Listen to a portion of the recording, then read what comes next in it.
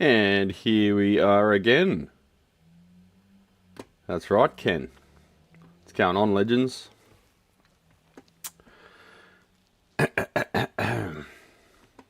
Everyone got a coffee, whiskey, whatever? Well, then we're ready. What's going on? Everything stable?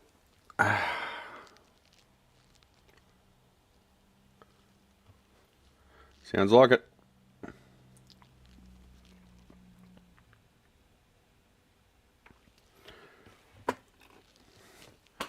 Well, the latency catches up, I'll grab an amp. Latency never catches up. That's a joke.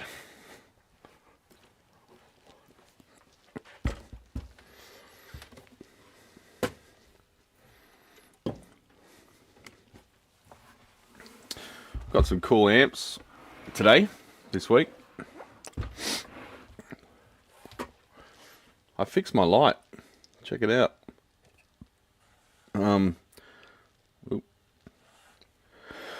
Oh, I'm gonna hiccup. I just ate a cookie too fast. One of my lights, the Nanlite Compact 14B or something, whatever it is, you know, video light thing. Just had a pop sound one day and stopped working. I cracked it open and found the fuse had like exploded, not the glass, but the element had vaporized and condensed on the glass, so the inside of the fuse thing was pretty much metallized. So I assumed a hard short or something. But yeah, took it apart, passively tested everything. No signs of any problems.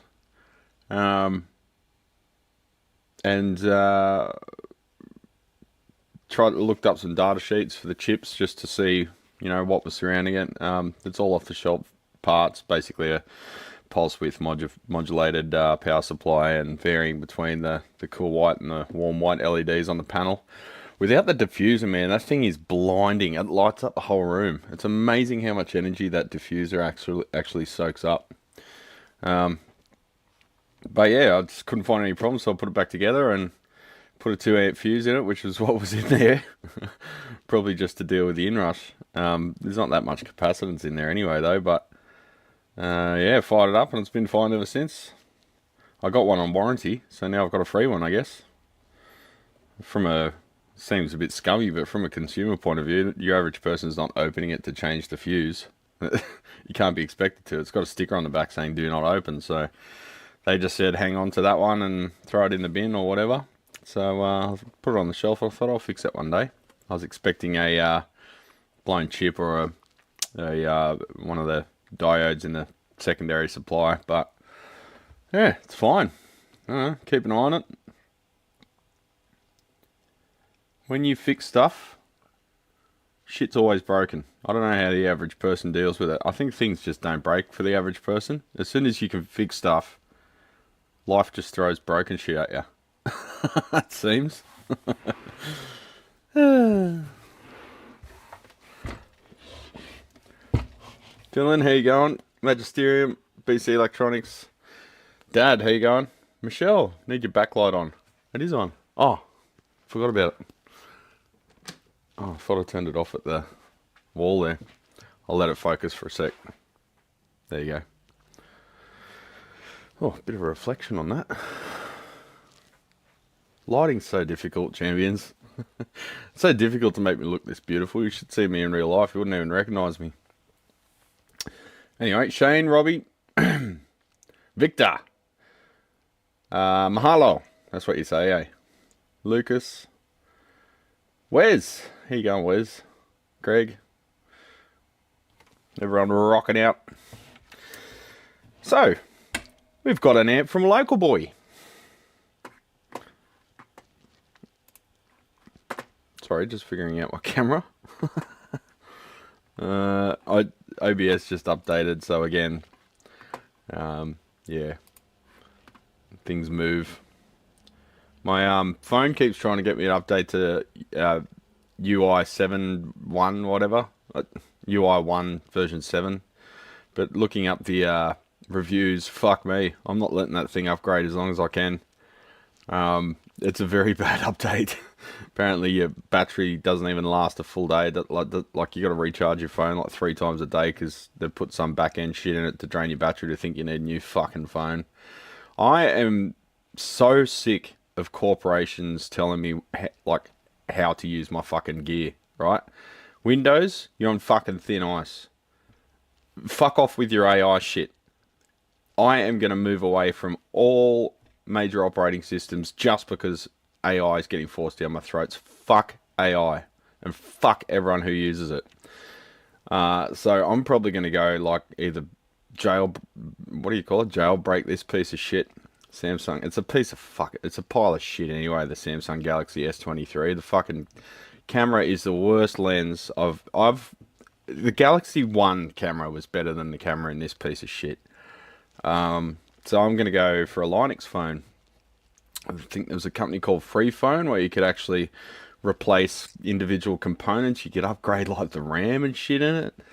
So I'm going to look at open source phones. I'm pretty happy with the Lenovo laptop at the moment, the one I'm using at the moment. Lenovo stuff's pretty solid, but it is proprietary too, so I might delve into the world of I was thinking a mini ITX system for at home. Put a better video card in it for video editing, and move away from Windows and Android entirely. Move towards Linux-based everything. Because I don't really do CAD anymore. I'll have to have one system available for CAD because they can barely get it running in Windows. What are the chances they can port it to other systems?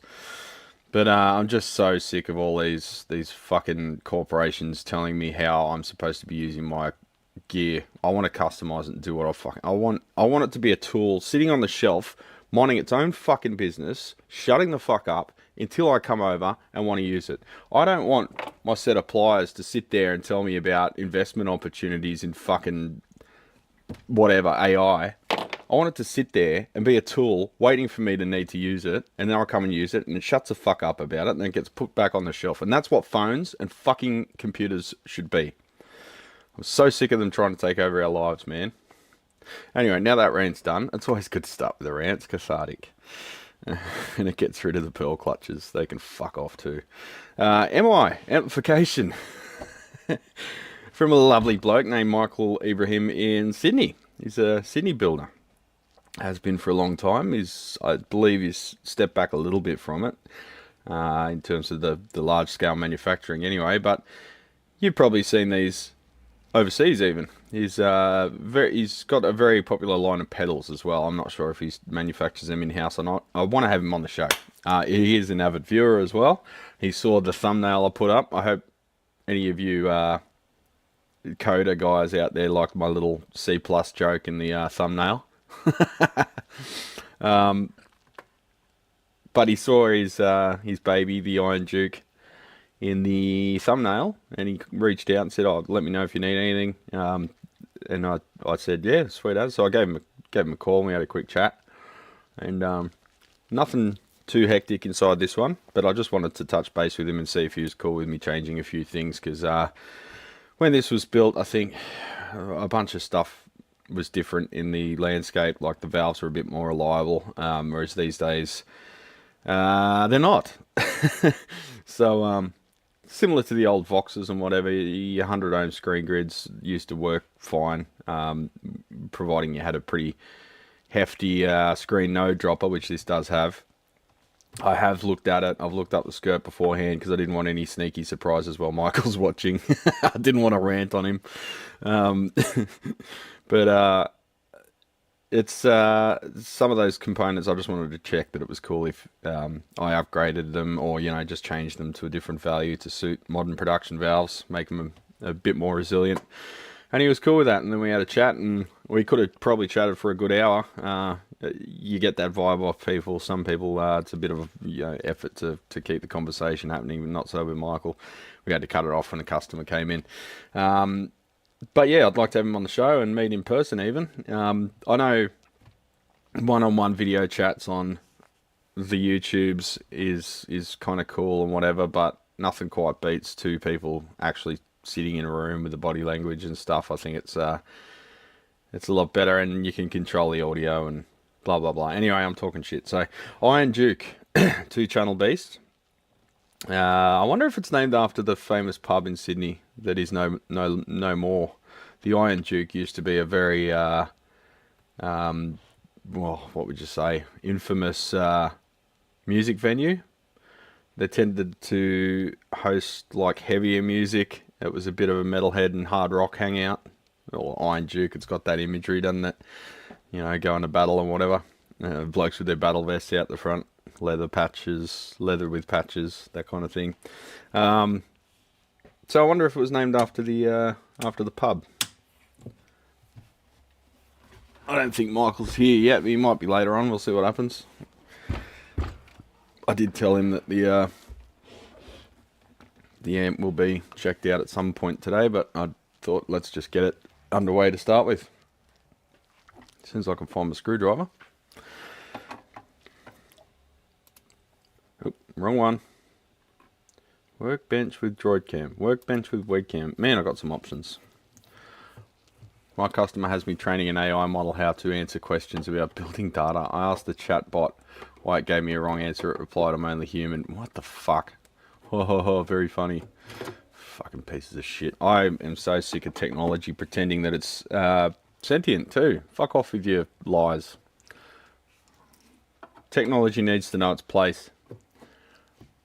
Sit on the shelf and shut the fuck up until I come over there. And don't fucking listen to me either.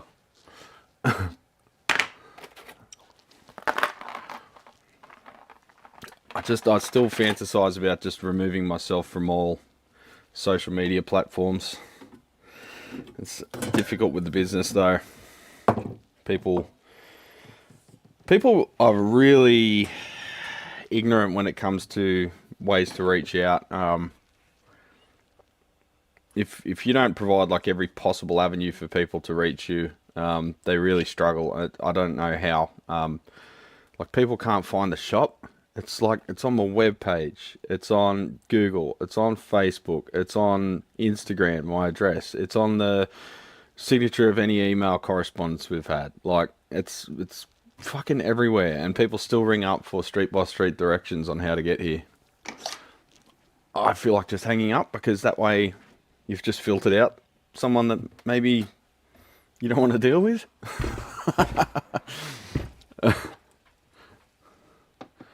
But it's sort of like, part of me's like, 100 people found me this month with no problems. Why is it hard for you? I don't know. Maybe those people don't have a smartphone. Maybe they are subscribing to the kind of philosophy that I'm talking about. Maybe I'm the idiot.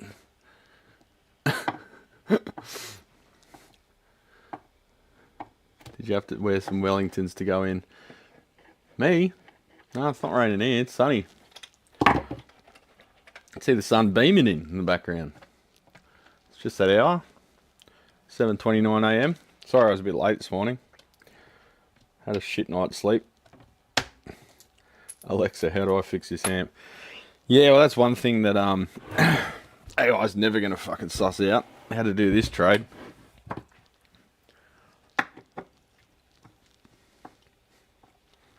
Yeah, even without a smartphone, this Google Maps. But, well, how would you access it, Wes?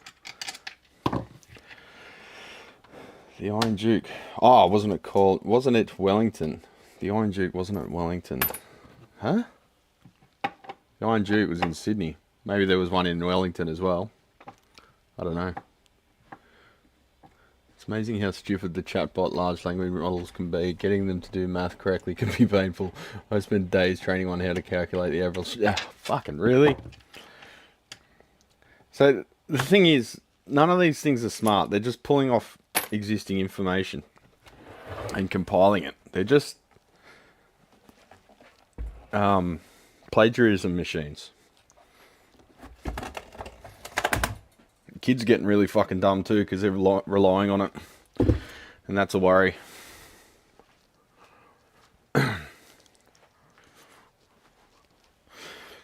All right, honk honk. Someone was asking me the other day why no one uses toroidals on amplifiers, and my answer was they do. Not sure why it's not more of a thing. Maybe just traditionalism. I don't know. Hughes and Kettner use them. A lot of sort of lower budget amps use them. I suppose wherever you're getting your transformers manufactured in-house or you know, from a local manufacturer in China or whatever. I guess toroidals are probably a bit more common. Anyone building a traditional looking amp, people expect to see the traditional looking transformers on top. The power transformers can saturate if you're not careful with them. And same with the output transformers. I think people, it's probably just, yeah, like a what do you call it? Psychological thing. They're just like, oh no, that'd sound cold because it's new, because it's a new technology. Need the old one because it's warm or something like that, you know. Alright, so we've got two JJ's EL34s in there. We've got a, looks like 2.1mm steel chassis, powder coated. Looks good. Got nice heavy wires going to the transformers. Ooh, a bit of foil there. Just get a bit of zoom in action happening. A bit more light this way. Probably need another overhead light. I've got a big oscilloscope in the way though. We've got through hole plated PCBs. We've got Weimar film caps. We've got Nichicon and Panasonic. What am I trying to say? Electrolytic caps.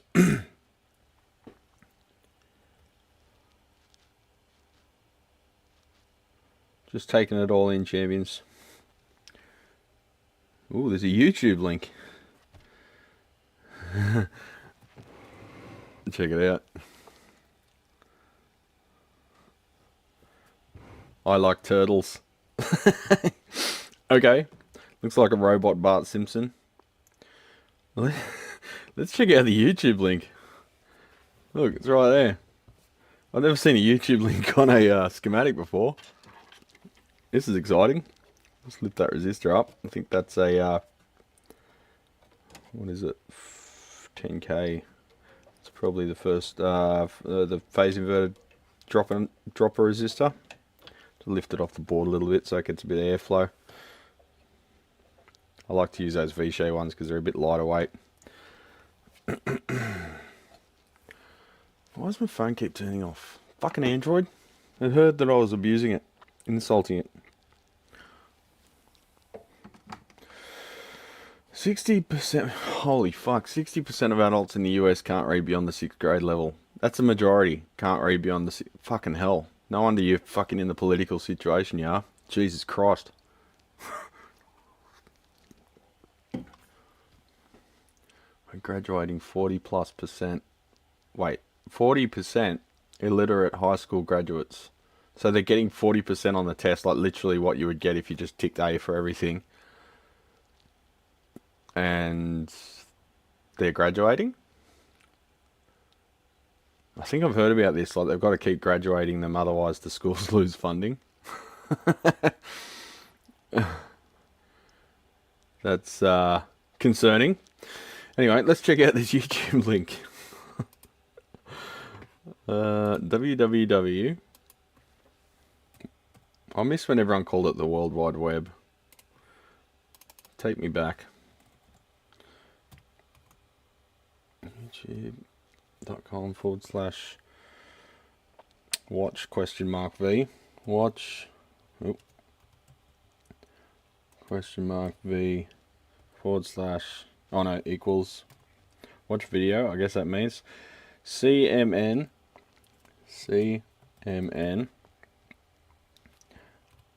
RY.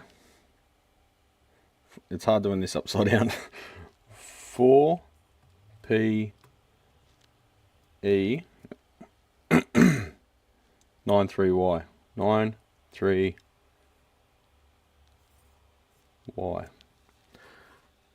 Alright, let me desk share. I hope it's not something bad. Desk chair. Enter. Zombie kid likes turtles. Back here live at the Waterfront Village with my friend the zombie, Jonathan. You're looking good. Jonathan just got an awesome face paint job. What do you think? I like turtles. All right. Hang on, I just realized it's probably muted. Good times here at the Waterfront Village, open for the next 11. Back Here live at the Waterfront Village with my friend the zombie, Jonathan. You're looking good. Jonathan just got an awesome face paint job. What do you think? I like turtles. All right, you're great, zombie. Good times here at the Waterfront Village, open for the next 11 days. Laugh. Well, there you go. He does like turtles. So there you go. Okay. Oh, sorry. It's going through my mic. Let me try that without the mic.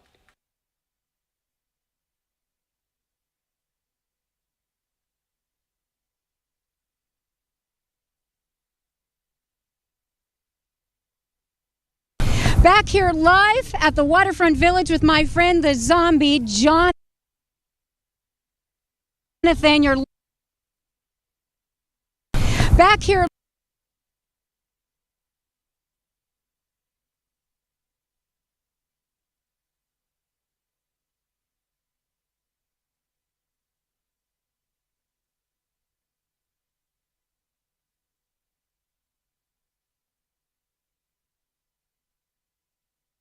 live at the Waterfront Village with my friend the zombie, Jonathan. You're looking good. Jonathan just got an awesome face paint job. What do you think?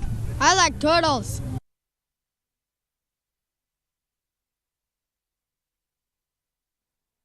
There you go. He's in the 40%.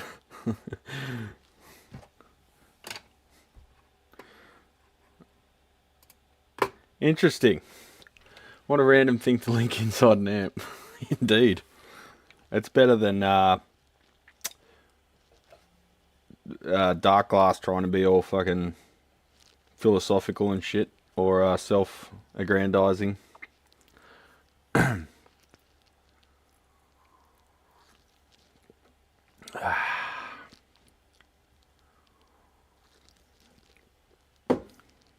Internet classic. I didn't even look at what year it was.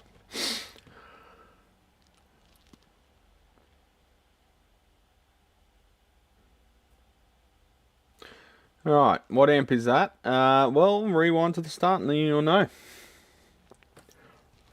So, what's going on with this? It's got, reportedly the half power switch isn't working, so it's got a standby, full, and half power switch, a bit like the three-way switch for like Bogners and stuff, except they use that one switch for standby as well as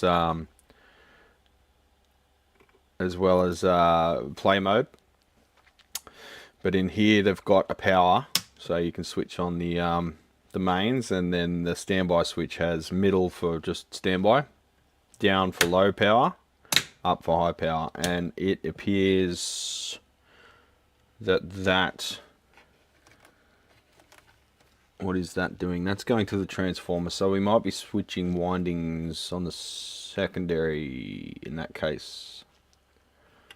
Yeah, it looks like windings on the secondary. So it's probably switching between two different B pluses. We'll confirm that with measurements though. But the report in this is also, it's just sounding like, I can't remember, what is it?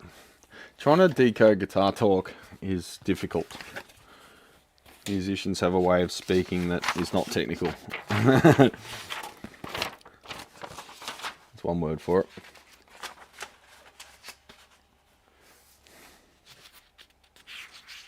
Low and intermittent volume. Okay. Lower and farty volume. So it's lost its punch and it's farty. So to me that means either blocking distortion or some kind of distortion that's not meant to be there. It could be a stage biased incorrectly. Could be something going on in the output stage, dead valve, an open screen grid resistor, something like that, causing one valve to conduct and the other not to. Print I like platypus on your neck. If I'm going to put Easter eggs in, I'm going to make them work for it. They're going to have to find messages of bus shelters and go to the supermarket and lift a packet of Tabasco sauce and look behind it and all sorts of shit. Did you guys hear about Nine Inch Nails when they launched the Year Zero? I think it was. It's either the Year Zero. Yeah, I think it was the Year Zero. They had an interactive game, and you had to follow clues that he placed, like places. They put a clue on the website, and it was super, what do you call it, cryptic. And you had to go there, and then you found something else. It was sort of like a treasure hunt, but it was like worldwide. No, it was. So you had access to the info, but it was based in some city. I don't know where it was, Seattle or some shit. And if you followed all the clues, you made it to a fucking private gig or something. It was like this treasure hunt, and like 100 people made it to this gig. I'm surprised there wasn't more of a press thing around that, but I guess that's Trent Reznor, isn't it? He just does cool shit for the sake of it. The video is 17-year-old. Wow. It's scary how old YouTube is, yeah. I like turtles. Well, who wouldn't, frankly? Especially that one that headbutts you and it's got the shits. You seen those ones? They headbutt you with the shell. They pull their head in and headbutt your foot. Why can't I click things? Okay, YouTube no longer works on my phone. That's weird.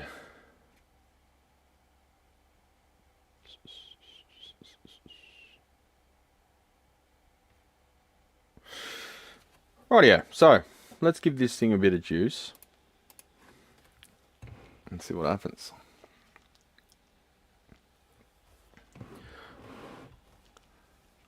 I'll attach the dummy load. I'll do the speaker first. We'll have a listen. 16 ohm. Print I like. Oh no, I already read that. Sorry, it just scrolled back up. Oh, I'm on top chat, that's why. Yeah, flick over to live chat, because top chat, I don't know why it's even a feature. I think it's meant for channels where the messages like fly past, so you can actually have a chance to read them. But flick it over to live chat, because sometimes things lose context because there's no replies to other messages and stuff that top chat filters out. Meters. Alright, let's see if there's enough. Yeah, so this one, when I had a look at it yesterday, confused me a bit, because I thought it was ultralinear, because the wires, see, each output valve has 2 wires. Bit hard to make out at that angle, but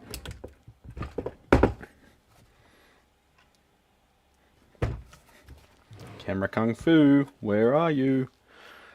See those 2 output sockets there? On the left one you got the red and blue wire, and on the right one you got the white and brown wire. So the red and the white are screen grid taps for ultralinear output configuration. But in this case they are literally just connected to a pad, doesn't go anywhere. So I guess on other models you use this transformer for a ultralinear version, and on this he's just got those pads to just take up the lead, and without having to snip it off, just somewhere to connect it to nothing.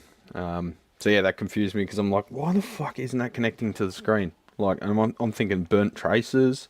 So I took the valves out and looked through the hole in the middle of the socket, and it shone light through the other side, and you could see that there was just no trace at all coming from the pad. So it's not an ultralinear stage, but the output transformer is capable of being one.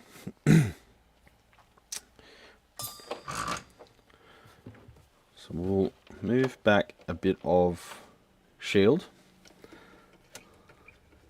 Enough to get my probe on. Yep.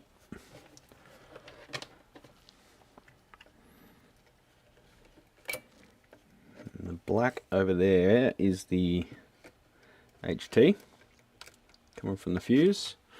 We do have a, what is that? Is that an op amp? ULN 2003. ULN 2003. That doesn't ring a bell initially. ULN 2003.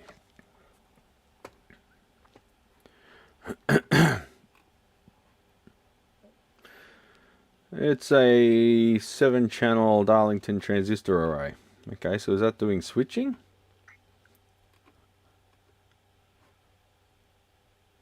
Stepper motor, 4-phase 5-wire ULN driver board, meant for a stepper motor driver? What? So what's he using that for? Don't know.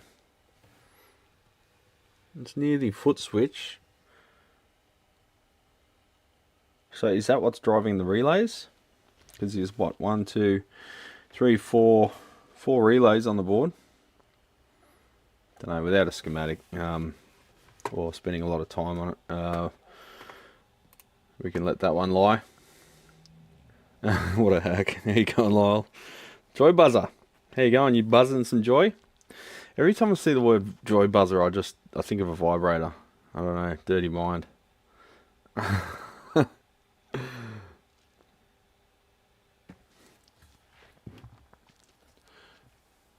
Right, pull out. Pull out.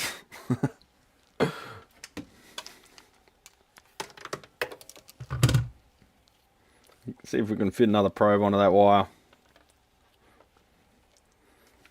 Actually, you know what? I'll put a probe onto the probe when times get tough.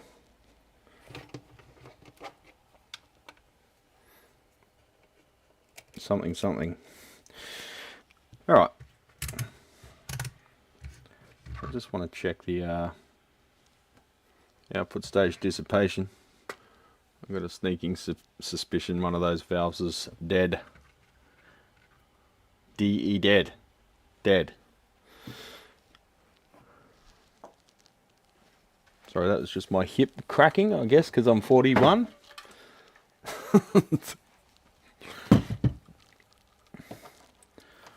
On the bright side, looks like I'm not completely old yet, though, because my tennis elbow's just gone away by itself, and my sprained finger's fine. Physio's for wimps.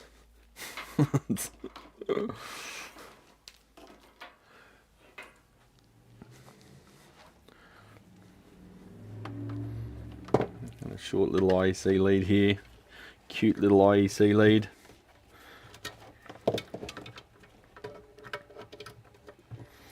I'm going to the very smack. Just until we're satisfied that the sky's not going to fall. 0.00 volts. Let's give it some signal too. Got my new Rigol DG-1022 signal Jenny over on this bench. I'm pretty happy with it. It's got some smarts. Does sweeps. You can store presets. It's an arbitrary waveform generator, so you can do all sorts of stuff, including white noise. Wish there was a pink noise setting, but I guess I could make a filter to do that. But it would be good to have a pink noise setting as well. You can do phase changes. You can align the phase to an input. You can offset it like DC offset. You can go amplitude, or you can go amplitude and offset, or you can go literally how many volts peak that way, how many volts peak that way, and you can just create a waveform from that. So it's got your usual sine, square, ramp, or triangle, pulse, noise, or arbitrary. And on arbitrary, you can actually save waveforms to a bloody USB stick and plug it in the front. That's pretty fancy. You can modulate, obviously, AM and FM, and it's got 2 outputs. You can have different shit on different outputs. So you could have a modulation signal going out on one channel, and you can have the actual or you could have like a carryover on one channel and the actual signal on the other. Goes to 20 megahertz or 100 mega samples per second. The other thing it does, which is kind of cool, is you can do bursts. So you can go 1 kilohertz sine wave for 10 milliseconds, then 90 milliseconds or 100 milliseconds of silence, and then another pulse, and you can just get it to cycle that. I want to do a video on blocking distortion, so that will be a good setting for that. I can blast it with pulses of 1 kilohertz or whatever, and show you what happens to the stage as it tries to recover from each blast, and show you what changing the capacitance and bypass caps and whatever will do to that, and the grid stoppers, that kind of thing, and its effect on blocking distortion, and essentially why Marshall sound like they do and why Fenders sound like they do is because of all those differences. So there you go. That's so many ideas for videos, champions. I've got a notebook. It's like an A4 page of ideas for videos. I just don't have time to do them. I did a cool one yesterday. Haven't edited the video yet. Oh, fucking hell. I need to go back to bed. Haven't edited the video yet, but I've made a Fender Hot Rod DeVille chug, like down-tuned fucking heavy metal, without changing the amp at all. So it is doable. Can we show footage of that? No, the card's in the camera. That's too hard.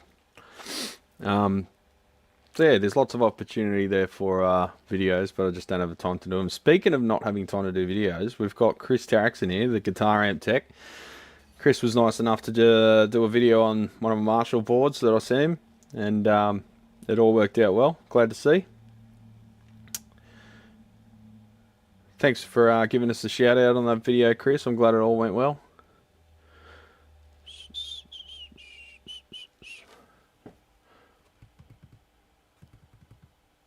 Aha! There's a classic Daffy cartoon where he's a door-to-door gag salesman and a Joy Buzzer was one of the products he was selling. Is that where you got the name from, Joy Buzzer?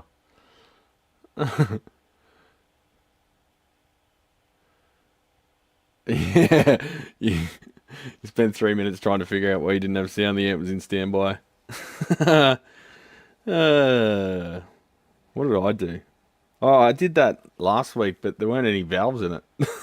I took them out to check something, and then what happens, Lyle, is being a shop, and you, as you know, having phone calls and stuff, you do something, and then you turn your head, someone walks in, they want to ask about guitar string gauges, or what gauge should I have for this tuning, or they're asking about acoustic amplifier options, or do I need a PA system, a new PA system, or can you fix my old piece of shit?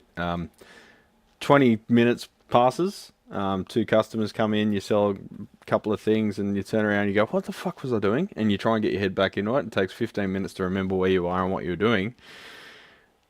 So that's when you do the dumb shit. So that's why I like being open, well, being here before open hours and being here after open hours, because it gives you a bit of solitary time to concentrate. Sort of like meditation, you know? It takes me back to the garage days. No one bothering me, just figuring stuff out. I explained it in an earlier comment, but I didn't see. It's actually play on words of the surname. Ah, okay. You don't have to out yourself with your surname here. That's all right. But yeah, I didn't see it. I try to watch the comments, but I'm too busy talking shit. So the Joy Buzzer was that thing in your hand that buzzes when you shake hands, was it?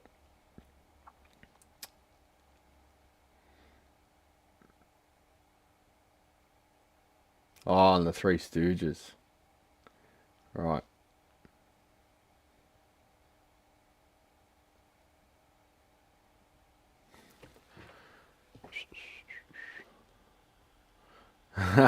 That's kind of what happened to me. In my case, I was going to get a burrito out of the microwave. God damn. Burrito, microwave burrito. Come on, bro, you're better than that. So yeah, I'll give you guys a link to Chris's video actually, so you can go watch that when you have a minute. It's about 30 minutes. So it's a bit more longer than your average doing a poo video watch. unless you got a really bad diet. But yeah, still good video. There it is. I won't content feed. G'day, it's Chris the Guitar. Shut up. With all due respect, Chris, shut up. I forgot to mute desktop audio, sorry. Here's the link. There you go. Back to this thing. So, 1 kilohertz. One thing I don't like about this this unit is it keeps defaulting when I start it up to 5 volts peak to peak, which is a lot for a guitar amp. So I'll take that down to about 200 millivolts. It's about on average what a guitar signal is. On average, I say. Set everything midway except for the volumes. Just 2 volumes on these, a bit like a BE-100 Friedman. I'm just trying to figure out how you switch between them. Boost on or off. Okay, so maybe that's the boost. So the boost would go between, yeah, B volume. So B would be boost volume. So we'll go normal volume. So that gives you the opportunity to, on both channels, switch between 2 preset master volumes per channel. Well, not so much master volume, but output volume per channel. Depth and presence midway. There's a depth range switch. I'll do a video on this one. So I'm just giving you a brief rundown, but once I get to know it, I'll do a video on it. Once we get it purring, because I want it to sound good for the video, obviously. I want every amp to sound good. And some of them that's harder than others. Alright, what are we drawing from the wall? 10 watts, 11 watts. Up around 100 volts, 20 watts, relays click, 180 volts, 38 watts, 35, 36. When we start to see some conduction, I'll just go bugger it and pull it and put it straight into the wall. Just to check that there's no hard feelings. Starting to see some conduction. I should start hearing something or other soon.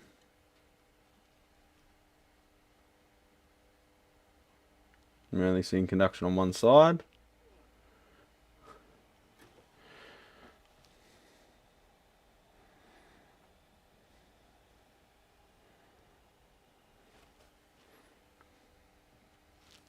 We're getting no audio. Oh, it's because I haven't turned the output on. There we go. So the Rigol resets itself when you turn it off.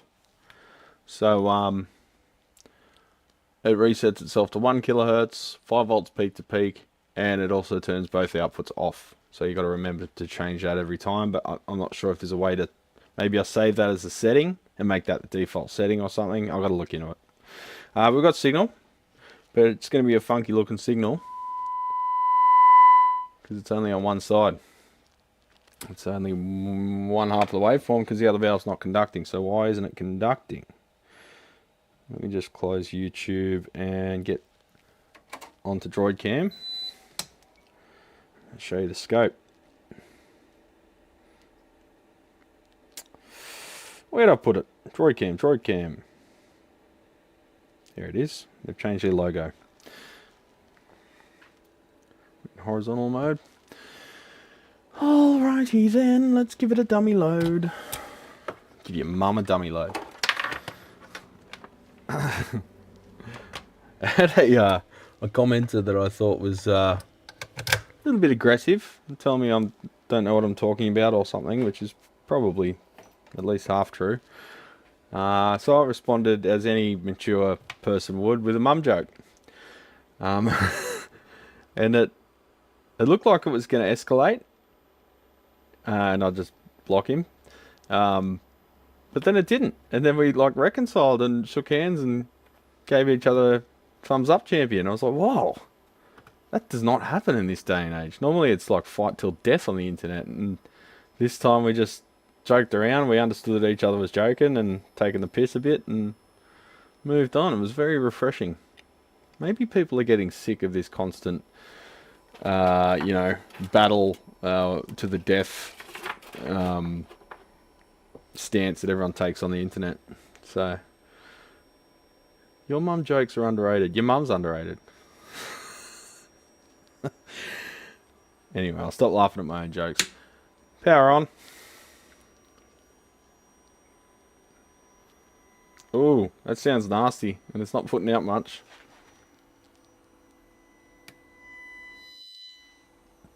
That output transformer does not like being only half driven. Droid cam. Hey, check it out, yo. Have you got droid cam, Lyle? Look. Check it out. There's my chat. Oh, look at all the dust on the screen. I can't see it from here. The camera picks it up. So here's the Tektronix 2236. As we give it a bit of signal. Ugh. Ugh. Looks horrible. Sorry, I should have a steady stand. Just give it a bit more. Which way am I going? That way. Bit more on the y-axis. So yeah, does that look like a sine wave to you? It doesn't to me. So that's a weird shit you get when one valve's out. So let's just check if it's just the valve. Actually, yeah, well I've got it up. I'll just check some voltages. We can compare the two sides. We've got one side functioning. One side we've got 344 on the plate. The other side we've got 344 on the plate. On the screen we have 338 on one side and 339 on the other. And the heaters, let's go to AC. It's a bit tricky to get in there.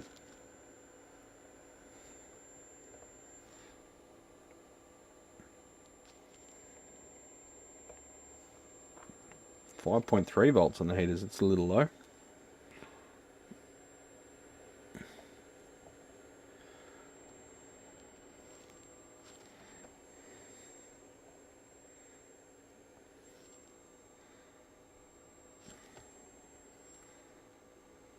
Come on!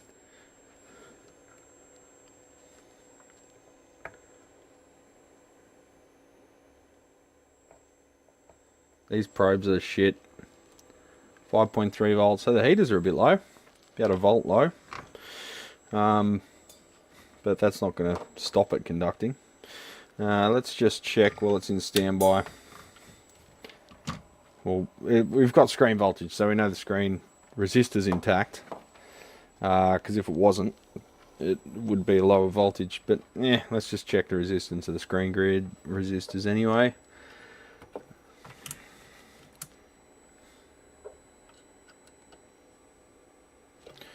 .9 ohms, 99.9 ohms. So I'm suspecting we've just got a bad EL34. One's really cold and the other's too hot to touch. But I'm going to touch it anyway. With a wee rag. You have steady hands, man. Really? I didn't think I do. It's always funny to me when you take a valve out and you watch the heaters glow, die down to nothing. Oh, there's a few little bits of dandruff in that tube too. Could be cathode coating, or it could just be bits of mica. Let's grab my trusty set of tongue soles that have tested about 50 FYM 2000 boards.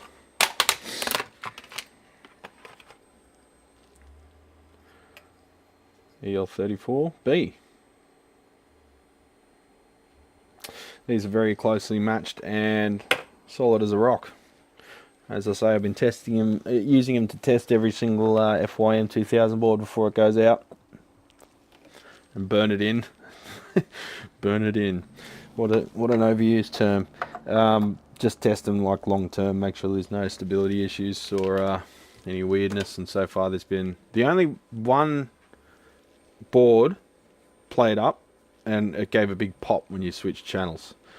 I thought, oh shit, and it was like the second one I tested, so it wasn't very confidence inspiring that my project was on track. It was a bit scary thinking, what have I done? Because you've laid out and got built, you've ordered like hundreds of boards. I have. Turned out I just put a capacitor on the wrong way around. We're only human, champions. Some more human than others. Bing!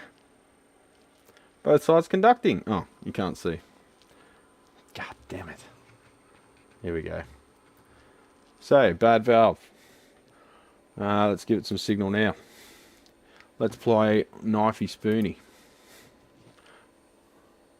There we go. Waveform. Ding ding. See what power output we can get. See the voltage up in the top right there. Hitting the wall at 17, about 17 volts RMS. So what's that in Yankee bucks? That's on the high power setting. 17 squared divided by 8, 36 watts. It's not a lot of watts, but this has a pretty low plate voltage. We're sitting at about 340. 340? That doesn't seem right. 340. Oh, God, Michael, can you give me some test points next time, mate, if you're listening? 340. So when we're on low power, we're on 240. 240. But yesterday, I tested that and I was getting 420. However, was that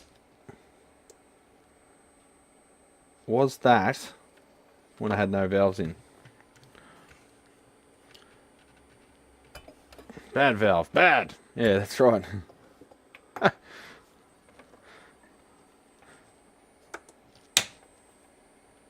Oh, no valves in. We've got 350s. Oh, hang on. I'm still on the Variac. You fucking idiot. What were we saying about idiots? I'm testing the output power. I thought I'd got rid of it. Bloody hell. See, I told you I'm all dumb. I mean, I told you all I'm dumb. Right. Alrighty then. It's just you and I here, champions. We don't need to tell the whole world about that one. Alright. It's not like it's a public YouTube stream or nothing. Alright. It's alright. Back on track. Back on track. Let them warm up for a tick while I sip some beautiful coffee. Oh, it's a bit over extracted, that one. I walked away for a second, then I dropped something while it was extracting.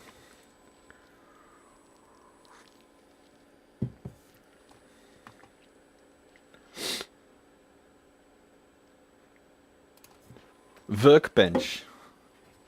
If you need to enter the workbench view.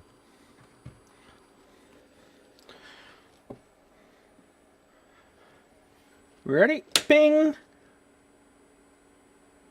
It gave a funny voltage at the start there, like maybe the bias took a second to stabilise. 0.9, I'm drawing 78 watts from the wall. It came in biased really cold, like all the way down. There's a bit of a story on this one, I'll tell you in a sec, but at the moment the plate voltage is, yeah, about 415. So it was at 420 yesterday when it was biased really cold. When I brought it up to about 55%-ish, the crossover distortion went away and the voltage went down about 5 volts. So let's do the output power test again, shall we? Bing! Hitting the wall now at 22. About 22 volts, you can see up in the top right there. And the waveform looks a lot better. So that's good. So what's that? Anyone do head maths? I can't. I'm shit at it. 22 squared divided by 8. 60.5 watts RMS. So that's pretty good for a reasonably low plate voltage. Pretty efficient on the output transformer, I guess. But yeah, again, like if you're not here, Michael, feel free to chuck stuff in the comments for the video later on. Anything that needs clarification. So I'd say the biggest issue with this was the valve being dead. Let's go to low power, because he said there was the low power mode wasn't working, or it wasn't low powering in low power mode, or high power mode was low power mode, or something like that. Again, it can be hard to get real definitive info, especially when I'm only half listening. Alright, what have we got in half power? Oh, we're hitting the wall there. Looks a little bit asymmetrical there. Possibly biasing on the phase inverter a bit off. But about 16 volts once the bottom starts squaring off. About 15 volts once the top starts squaring off. So we'll say 15.5, about half that, split the difference. So what's that? 10 watts? What did I say? 15.5 squared divided by 8. 30 watts. So 30 watts, literally half power. Okay. So when you've got a half power mode, yes, it's half power, but it's not half the perceptible volume. You get that a lot with triode pentode modes on some amps. To have half perceptible power, like it sounds half as loud, you need 1/10 of the output power. So you need to kneecap your 100 watt amp down to a 10 watt amp, and that would sound half as loud. So one way to do that's with an attenuator, or I've got a little box I made up here for somewhere for just testing smaller amps at high power. I think I made it for my where the fuck have I put it? I'm hiding stuff on myself again. Damn it.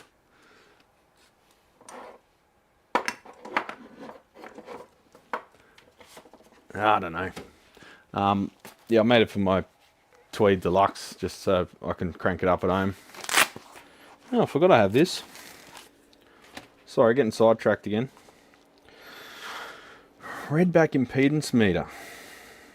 So I bought this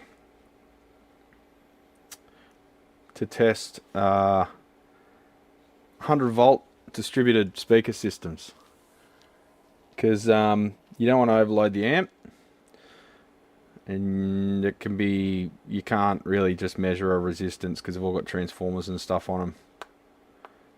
That's a bit fancy. Impedance meter. I forgot I had this. Testing. Infinity. 100 volt. Open circuit. Thank you.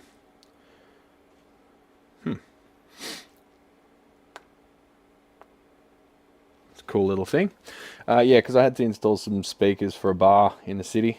I occasionally do, you know, PA system upgrades, or installations, or just replacing speakers. You need to. If I replaced an amp, I put an amp. They had this pissy amp.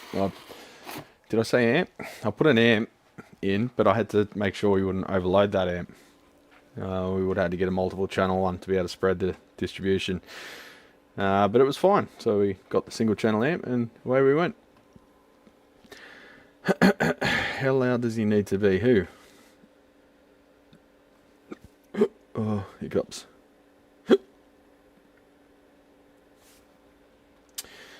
Alright, Lyle's saying avoid all ampex. I'll load 1K. I've got to go back through the chat. Sorry. Gonna stroll back.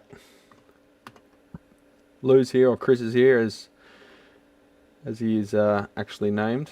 I can use my phone in streams. Okay, cool. Did you use DroidCam on that, Lyle? Is that DroidCam, or have you got another app? Sounds like a big Clive sort of problem. Not sure what you're referring to there, but big Clive. One moment, please. Scrolling right back. Your son wants an SVT3. Ooh, we just did one of them. You saw it in the last stream, didn't you, Joe? In the last stream, I opened it up and I pulled the capacitors out of the board in my hands. It depends. Do you like your son? Joe, look, you can get one. They actually sound pretty good, but they require a lot of work to get solid. And if you're using it for touring, if he's taking it to gigs and rehearsals and that, it's going to continually need work because they're mechanically designed at like shit. We used a fuck ton of, well, Dad used a fuck ton of silicon on all the large caps around the rim of the cap before putting it back in. So we had to remove all the filter caps because they're pretty large, and put a little bead of silica around them before putting the snap fit connectors in and soldering them, bending them over a little bit as well to help. And then silicon in the caps to each other as well. And it was rock solid after that. Would probably be good for a long time now. But the worst part about the SVT3s was their soldering. They were just wave soldered, no inspection, everything just went straight through. On a fender, if it's biased too low, will that lead to blocking distortion? Well, if it's biased really low, yeah, because things will be in the preamp will be thrown off. But in a vintage fender, you could have blocking because, well, they all sort of have a degree of blocking distortion.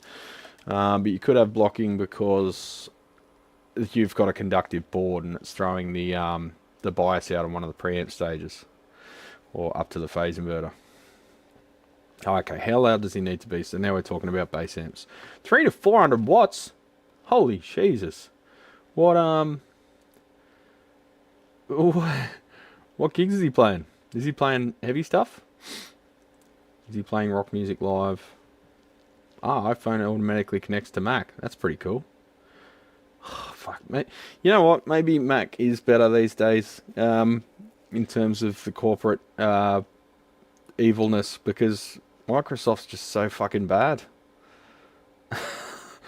Maybe I will go to Apple. Is Apple shoving AI down your throat too? I bet they are. These days I'm just basically going wherever I'm safe from AI. Death metal stuff. Yeah. Death metal.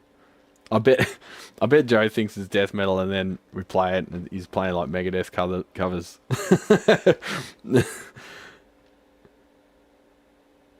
Tone hammer. Big solid state power amp, Sans amp pre.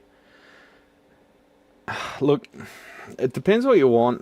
Joe, like if he wants to get a dark glass or a like a mark bass or something class D, just be aware that it's not going to last 20 years, you know?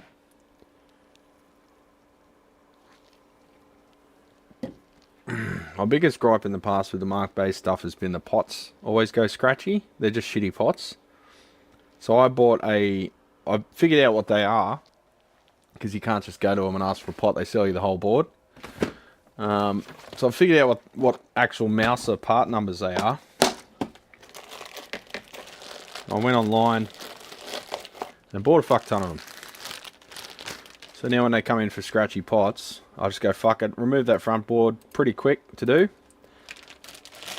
And just change out all those pots for decent quality burns. I think they're burns. Yeah, burns. Decent quality burns ones, instead of the cheap ass shit they put in there from the factory.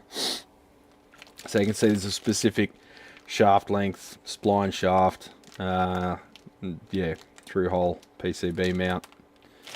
So there's a bunch of parameters there you've got to enter, and once you enter those parameters and the value of the thing,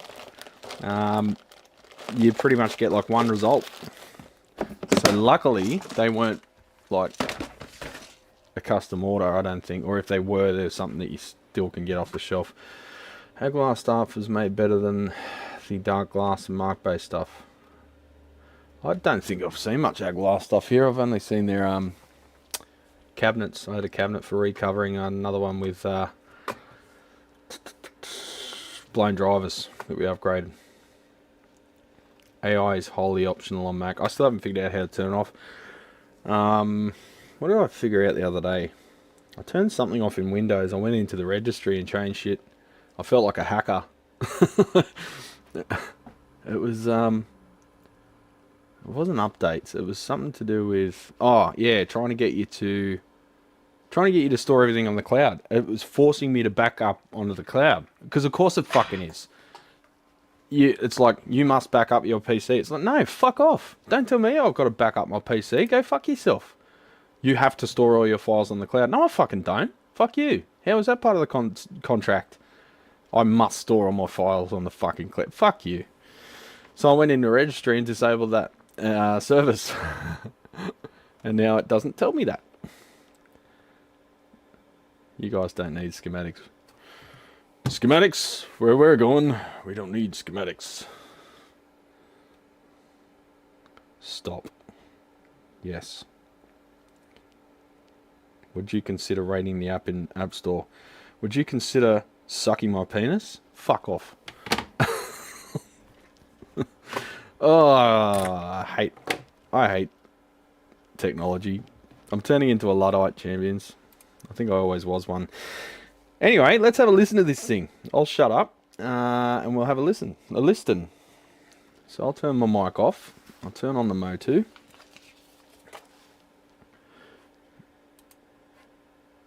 We'll go to Workbench, but we'll zoom out a little.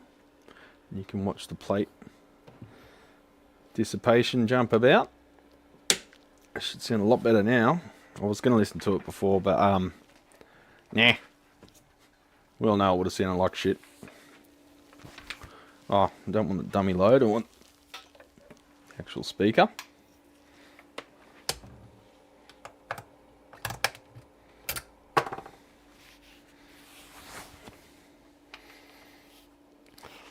Got to say, I'm warming a bit to this ESP, or the LTD.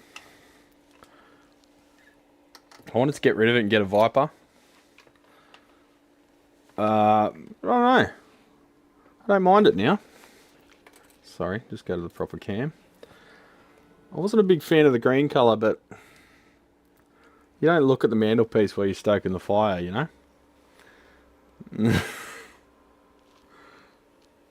Very light. Almost too light. It's a little bit emasculating how light it is. But yeah, through neck. Look at the carve there. We don't need no education. No, we don't need no stupid heel. And it's got a volute, which means your headstock doesn't snap off like it does on Gibsons. And yes, it does happen. Alright, mute time. I'll shut up.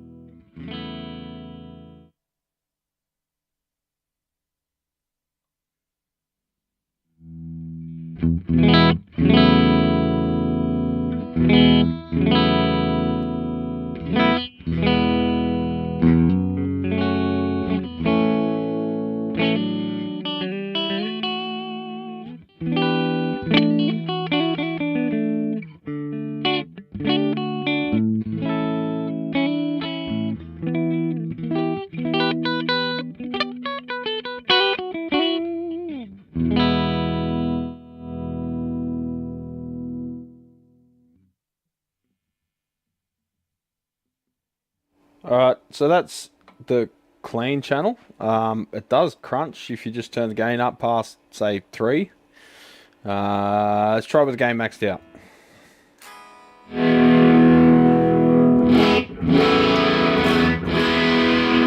Sorry, echo.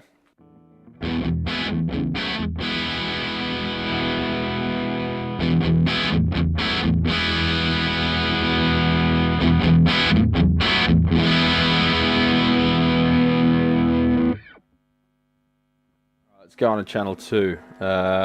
Switched at the back. No, that's the different volumes. Switched at the back. So it's got a foot switch that the customer didn't have. But that's all right.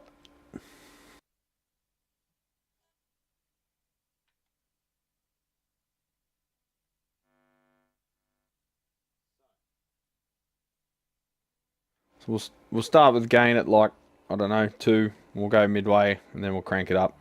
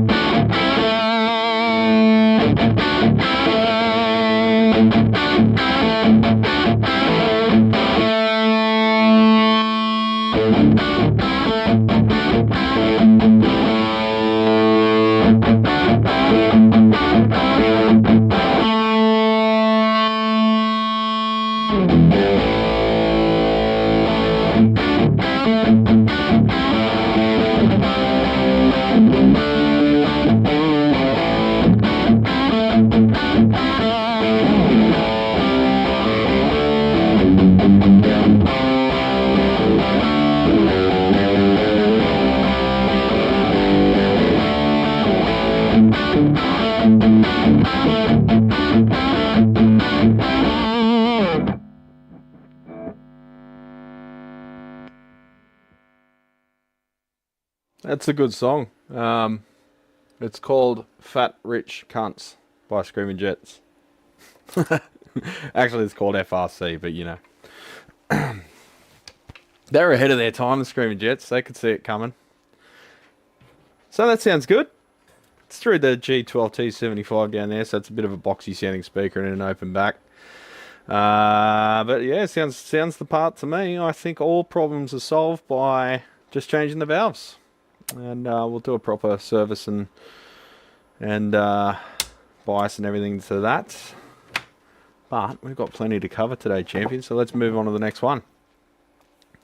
So the story behind that was customer took it to another repair shop. Pretty prominent on the social medias and stuff. They portray themselves as artisans, and I've got no reason to not believe that, other than the fact that it came in with no power, so I think blown mains fuse, and then they repaired that. He picked it up, took it home straight away, had all the symptoms that it had here. He took it back to them, and they basically gave his money back and said they don't want to look at it. Like, okay, not sure why. But then he brought it here. Because he's only brought guitars here. I don't think he realised I did amps. I don't know how you couldn't, but... yeah, he's got like refrets done here and stuff, but then he brought the amp here. Yeah, basically they could have just changed the output valves and kept their money, and everyone would have been happy. In fact, if that were the original valves, I would have charged him anyway, because like, when you think about it, say you finish an amp and it sounds fantastic, you give it back. In transit, one of the preamp valves goes microphonic. That's not the repairer's fault. It's not the user's fault. It's just, it happens. But then say that they want that valve replaced for free because, you know, you should have picked that up, even though, say, it wasn't an issue here. It's hard to prove that, so you can go back and forwards with them. What I say to them is, well, even if it was picked up here, let's assume for a minute that I did pick it up and I did change it. Let's assume for a minute that it was occurring at my workshop. I would have charged you for that valve anyway. So there's no scenario where you would have got a free valve. So I'd still charge them for the valve. Can't let people run you out of town, champions. The same people that whinge about it being expensive are the same people that will whinge when you're not there. When you go broke. So, is that a Michelle? I think someone's pulling up out front. Oh yeah, that's a Michelle.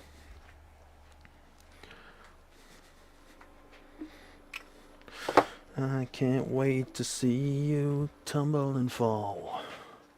I'll put that just back in its box.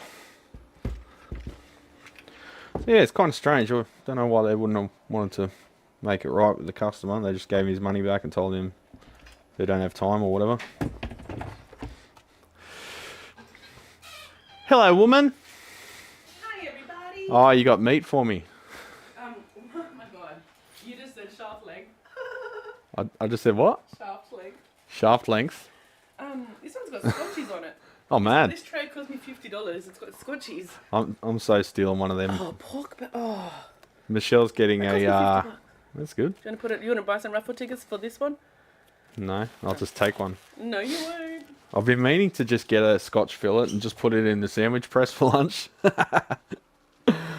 Michelle's got meat trays for raising money for netball club, so she's using my fridge. I'm being used, champions. You like it. You like it. There's chicken thighs in here. Oh yeah, I've been meaning to throw them out. What am I going to have for lunch, champions? I'm already thinking about it. That's not a good sign.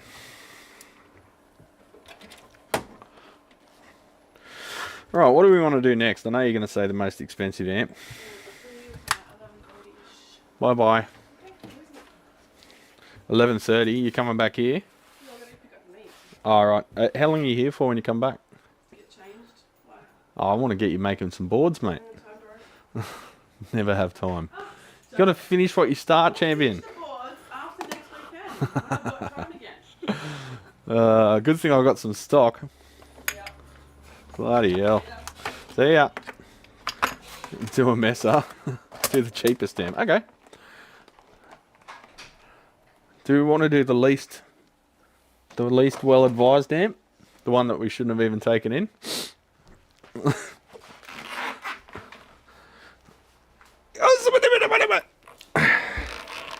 We got a Cort.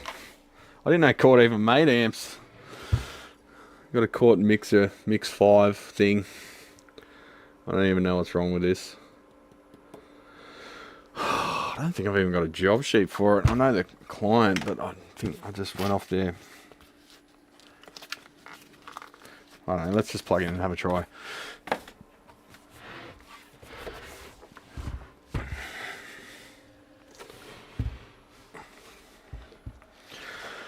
I'll tell you what.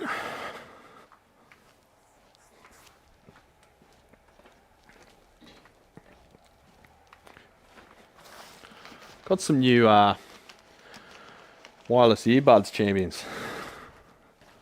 So a while back when I was getting physio for my elbow, I had my earphone in the waiting room, and I've thrown it in the bin. And doctor called me in. Sounds like the start of a joke. Doctor called me in, and I just popped my earbud out, listening to some music or something, radio, and popped it in my Skyrocket in my pocket. And then on the way out, once I did all the weightlifting and whatever, I went to pull my keys out of my pocket to go to the car, and the earbud must have got caught up in my keys and fell out on the ground. I didn't notice. So I get in the car, I get ready to put it back in my ear, and it's not in my pocket. I'm like, what the fuck? I literally put it in my pocket. So I go, my keys probably caught it, and I retraced my steps, and sure enough, it was in the bloody driveway, and the car had already run over it. But it was only the one. So I had my other one, and they do work by themselves. So this is the Audio Technica ANC something or other.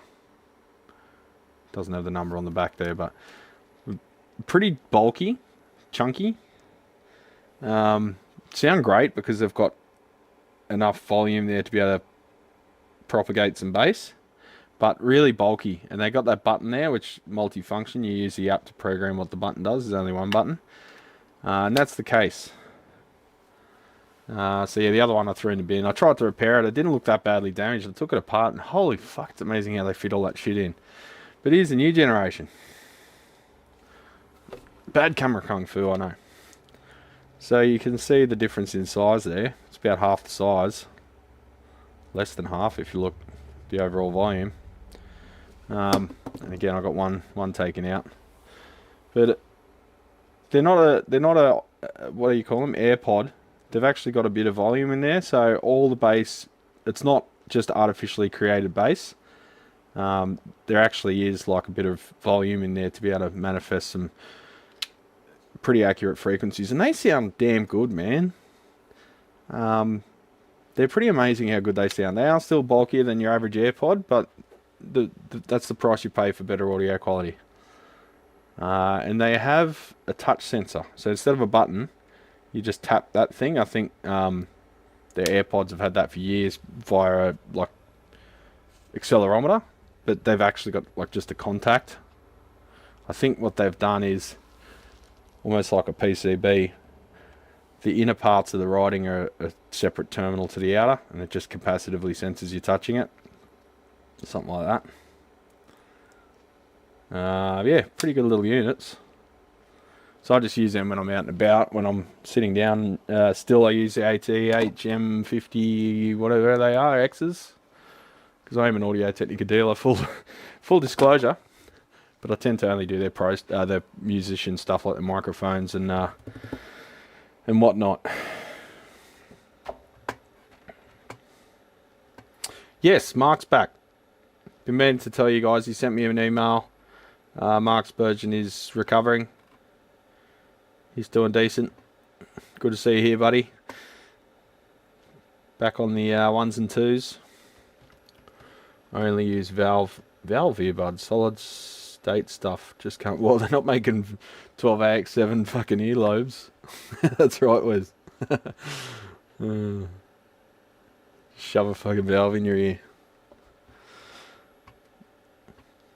I'm better, but it's been rough. I lost motion in both arms, hands, and fingers, but it should be back in time. So no guitar playing for me. Shit, Mark. How can you sort of get your musical yah-yahs out? Have you tried like synths and stuff, making some bleeps and bloops? That might tide you over until you can get back on the strings. I prefer Sennheiser earphones, but I don't like heavy bass. It seems headphones hearing preference is some like balanced and others like more bass. So with those ones I just showed you, you can turn off the bass boost. It comes by default switched on. So your average person that doesn't get the app just walks around thinking that's how they sound. With it turned off, they actually sound really natural. But yeah, there is a lot of shove claustrons in my ears. 10,000 kilovolts of audio. Guys, think tank. Let's all get rich. Audiophile Bluetooth earbuds, gold-plated antennas. Bro, there is nothing you can sync up that the audiophile scammers haven't thought of. And now they've got AI on their side. They're making more and more useless bullshit every fucking day. The audiophile market, it's gullible fuckwits, basically. Or sad, lonely people that don't have a hobby and wish they did, but they don't want to invest time. They just want to throw money at a thing. That's kind of what it is, eh? It's like a cheat code to a hobby. Anything expensive like that, it's like a cheat code to a hobby. You think you can just throw money at it and bang, instant hobby. It's not how it works, champion. Maybe like Burt Munro filing bloody pistons out of recycled Harley engine blocks or something. Everything 12 o'clock. What's this? Channel 5. What the fuck kind of user interface is this? This is really weird. Like, it's got controls pointing forwards. Alright, so channel 1, gain room effect, gain room effect, gain effect, gain effect, bass, low mid, high mid, treble. So channel 5, EQ, and then channel 5 level, is it like over the back? Like,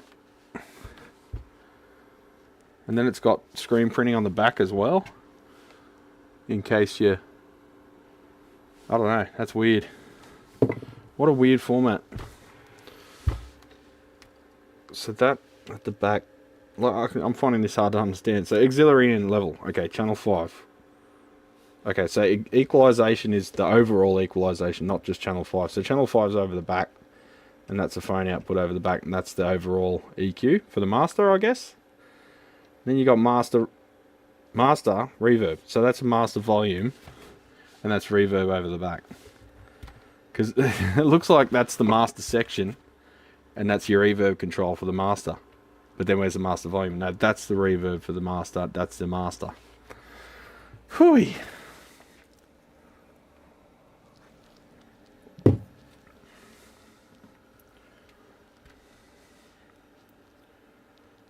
Sorry, I'm just going to get YouTube back on here, so I'm looking at the camera vaguely when I'm answering my own, answering my chat.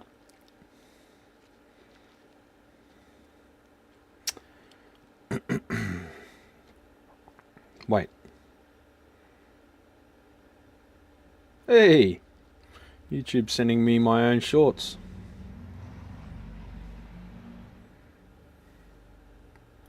I think my phone's about to die. Can I charge that easily? Let's see.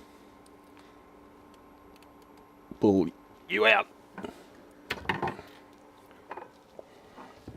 Put you down there.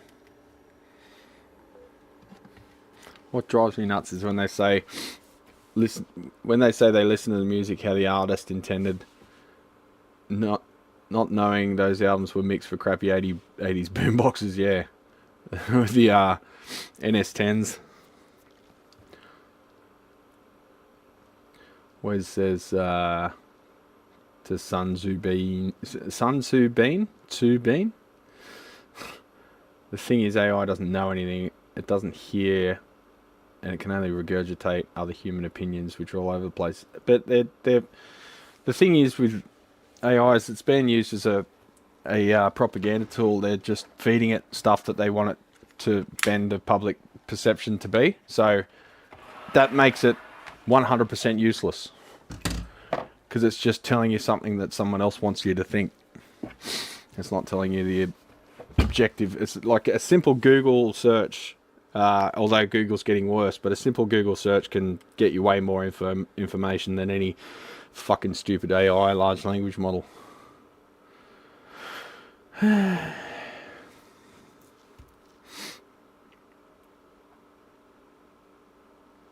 One piece of audio file gear that I really want though is the Sennheiser Granite electrostatic headphone amp. What? It is the ultimate. Just bought it because I could. Okay, fair enough. It's like what people buy like $5,000 bottles of whiskey. It's not because it tastes any better. It's just because they can. Why does a dog lick its balls? You know? Are you sure you want to look inside? Looks like a nightmare just on the outside. It does. Anytime you see, Daniel, good point. Anytime you see a system like this where things are mounted on different angles, not on like one or two planes, it instantly means it's going to be a fucking shit show construction-wise inside. Because to make this all happen at a 45-degree angle or whatever angle that is, that's less than 90. That's more than 90, so that's some weird angle. To make all this shit work, you're going to have PCB City in there. and connectors going between each, and connectors glued to other connectors, and connectors that are intermittent and getting corroded, and potential weak points. I've been using AI. Oh god, I've been using AI on the AMP project I've been doing to learn more about the basic concept and design choices, but I have enough know-how to know when it's wrong. Yeah, the average person doesn't though. Why does YouTube have your shorts? Are you wronging the missus? Max headroom. I had an interview with that actor recently somewhere. Can't believe that's still going. Oh god, I need a DI box. I think I sold the last one I had because someone needed one for that weekend. Oh, we'll just go into the instrument inputs. Power on. A little bit of hum.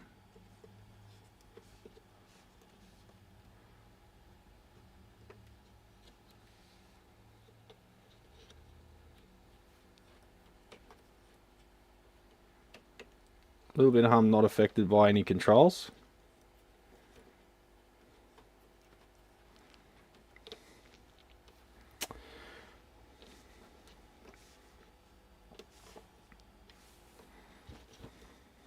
We're still on 200 millivolts peak to peak.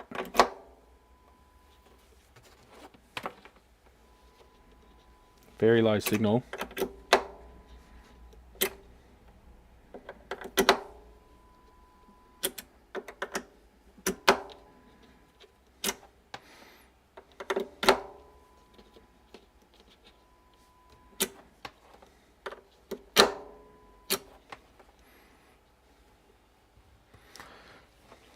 Alright, return. Alright, we've got full volume on the return, but it's not making it past the effects loop. Or something in the preamp, or mixed bus is fucked.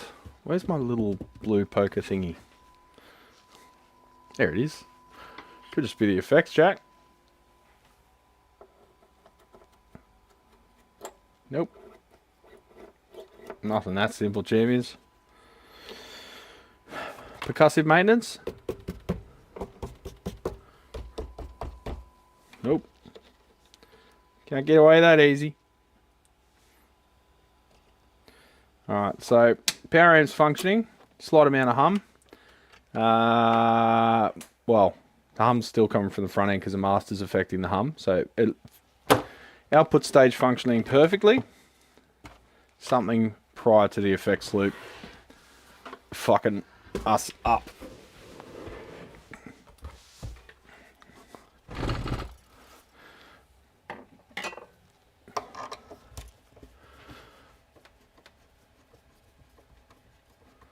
Sennheiser HE1, 60 grand. What? Josh Scott made a test with various JRC 4558s. Blah blah blah blah. It proved it's all bollocks. I like Josh. The more I hear about him, the more I like him. I don't watch his stuff because I don't associate with pedal people.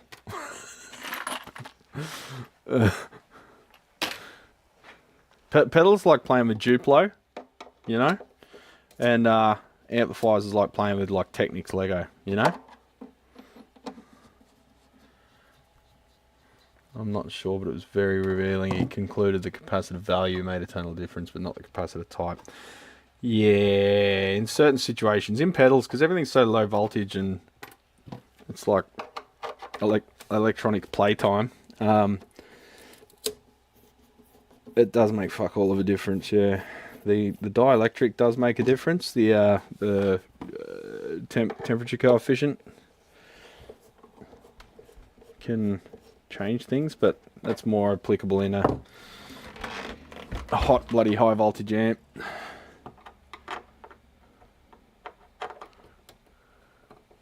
Well, there shouldn't be feel in a hi-fi amp. That's the whole definition of hi-fi. It should be low distortion. It should be authentic to the original source.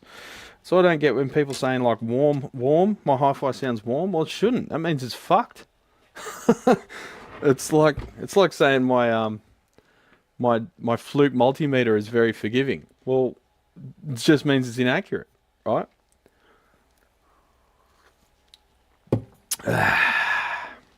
Maybe a little over extracted and a slight bit bitter, but it's still good. Way better than no coffee.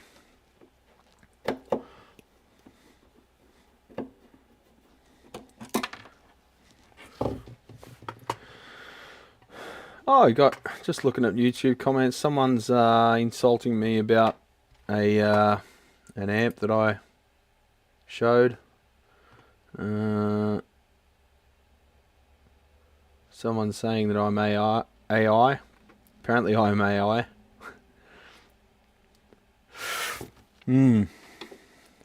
Does grind you down a little bit, reading the comments on YouTube. People just call you a fuckwit, and it's like, what is going on in your life, mate, that you need to do that to feel better about yourself? What people don't realise is when you come out of the blue and just call someone a fucking idiot, that says more about you than your comment. It means that you're a sad person. And you probably have a pretty miserable life, and you probably refuse to fix it. Because you're a stubborn fucking retard. Anyway, I was looking for the live stream control room. Thank you, YouTube. I don't want to read comments right now. There it is. Alright, just checking the stream stable.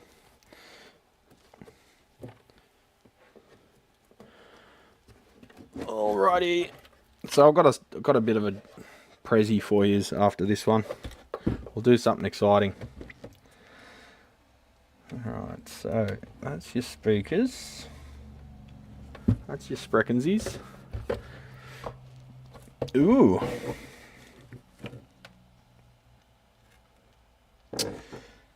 Alright, where's the bus? I guess that's the bus there, because it's 3 cables going to the output board.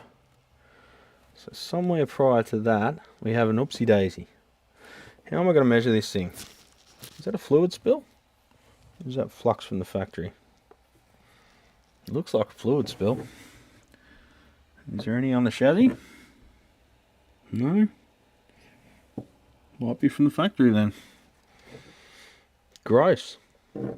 Clean your boards, Court. It's actually really efficiently put together, to be honest. Frustrating, I know. I'll just see if I can... Maybe if I run it face down. Yeah, that'll work.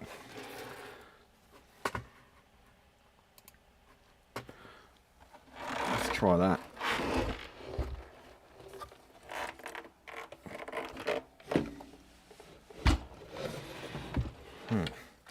It's trying to run away on me, but I'll give it the what for.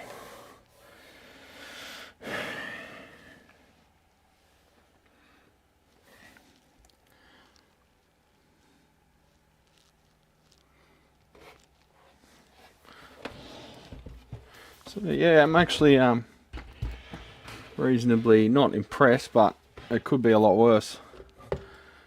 So the construction, let's just take a quick photo of that, how it's connected. I'll snip some of those ziplocs. Ziploc? Zip tie? Whatever they're called. Ziploc's a bag, dumbass. That's your mains going to the transformer.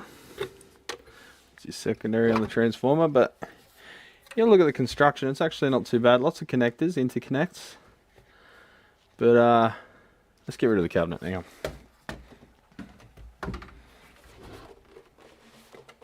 I could feed that with some voltage from the supply and probably fire it up on the bench. You can see there, they've got a board perpendicular to each control surface and just some wires going, some, what are they, JRC? No, some weird connectors going from board to board. So of course the first thing's check for physical damage to anything. Looks like there was some factory rework there. There's some flux in a few positions, touching up solder joints. That's pretty standard for the Chinesium gear. Here's what I thought was a spill, but I think that's just flux cleaner that's not been rinsed off, because there's no sign of that in the chassis.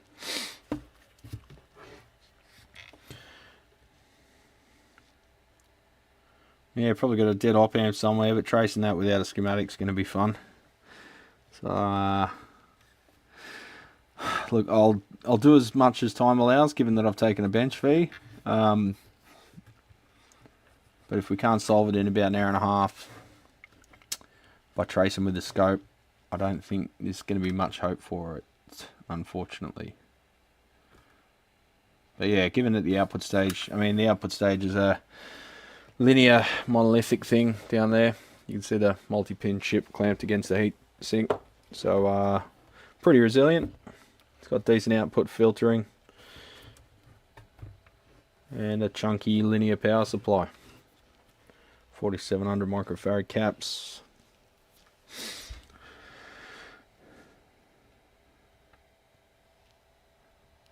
So we went in the effects loop and it was okay. I can see the effects loop return. Oh, there's two cables going to the output board. Okay, well, one would be a feedback of the voltage. And that will be that one, because there's filtering, local filtering right next to it. And that one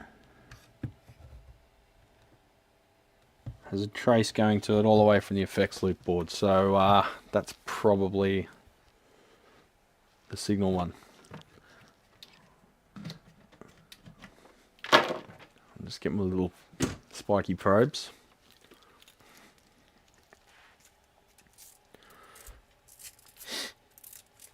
Dead op amp you can usually find with a multimeter. They tend to short the two inputs together.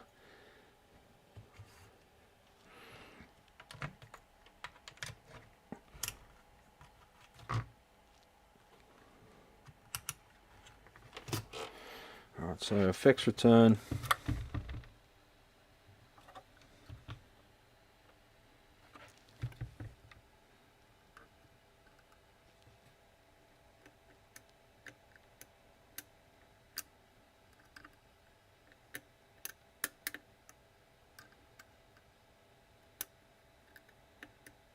No, none of them.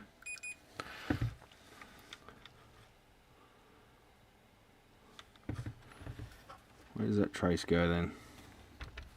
It's hard to see under the box headers. Oh no, it goes past. Goes over there. It's a fucking nightmare of a thing to work on. The chassis is rolling over on you.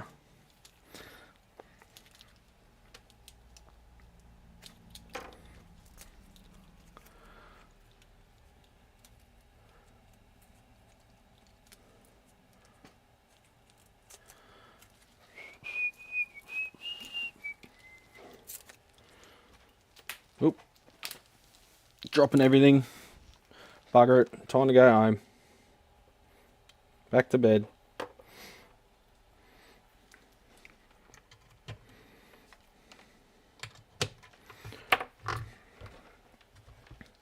Okay, so effects return.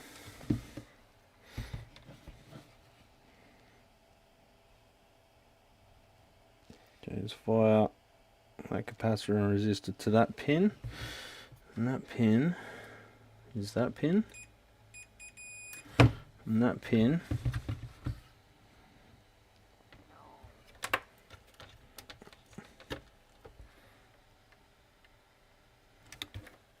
goes via that cap.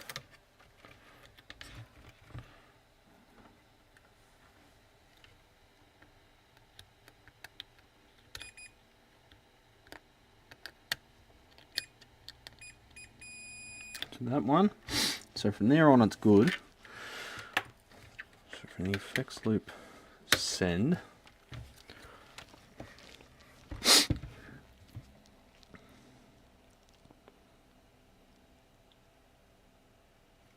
a red pin.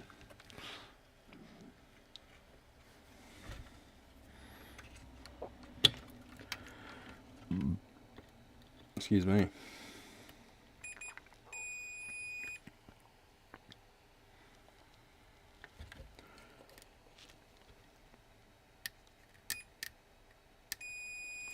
Alright, so that's our chip. Fuck. Let me just sort something out with this bloody thing. I need to clamp that to a block or something. It's constantly trying to walk away from me. Oh, yeah, there's the equivalent of the light that I repaired. I was talking about earlier, I forgot that I left the other one here. So that's what's shining at my face over here. Just another one of them. I believe that's the one that they replaced the faulty one with, but I fixed the faulty one too, so they said just keep it. So now I've got a spare one. So I'll probably take that home and Shell can use it for her online meetings, so she doesn't look like a junkie, badly lit junkie, first thing in the morning.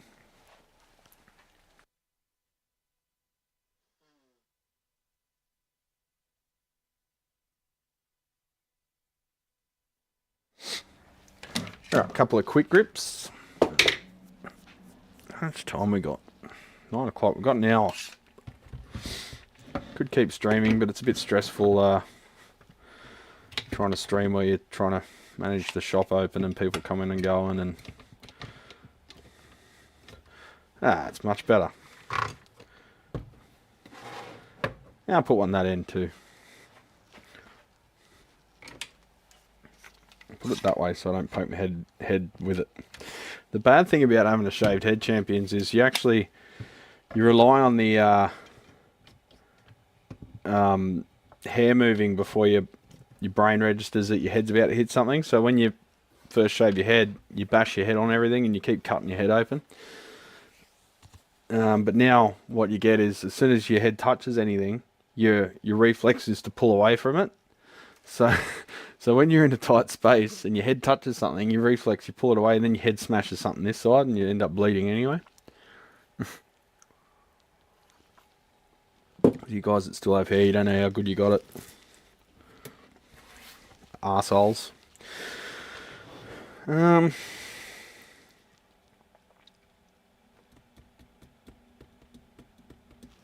if I can take the transformer with me over here. Come for a little trip, transformer. Yeah, it's only 4 screws.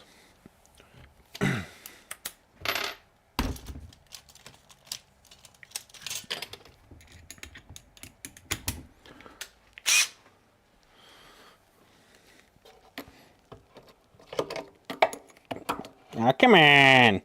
Come on! Can't get the fucking screwdriver around the corner. It's just like, everything's just not supposed to be fixed.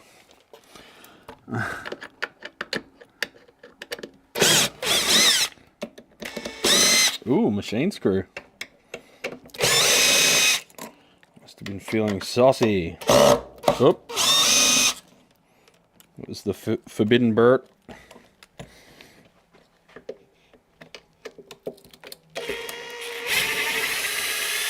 Nope. Feels like that pushed a T-nut out. Looks like the speaker will be coming out. Fuck. No, I'll pull it back up. Gently remove that screw and then put it back in and pull it upwards to try and anchor the T-nut that's on the other side.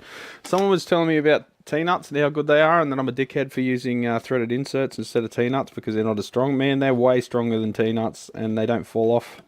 Oh, there's the T-nut falling off inside the fucking cabinet. So that means the grill's got to come off, the speaker's got to come out now. So that's another 15 minutes added to the bill. And I've dropped the screw.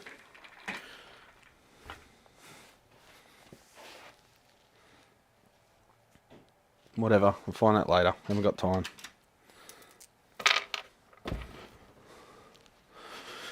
Pain in the ass.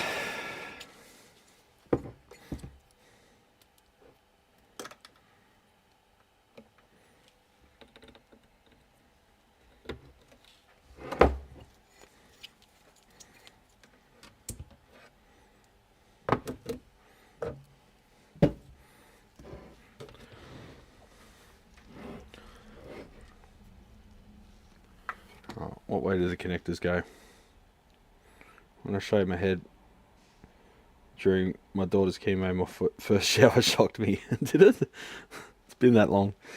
Can anyone in chat help with something? How can I know how many watts a resistor is rated for without the original packaging for some kit I've been given? Well, first, Chris, you kind of can't.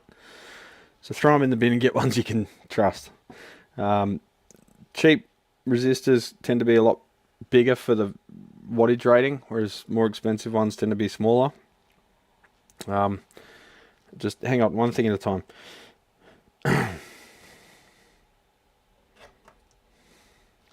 Right, black on that side.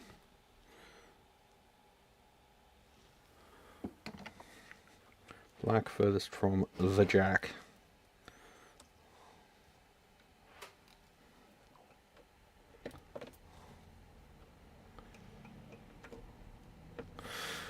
Alright, so what's a good example? 68k.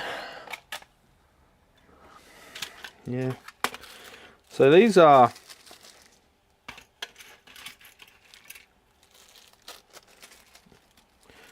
cheap. I don't know why I've still got them. I got these set of resistors when I was fucking, I don't know, like 15.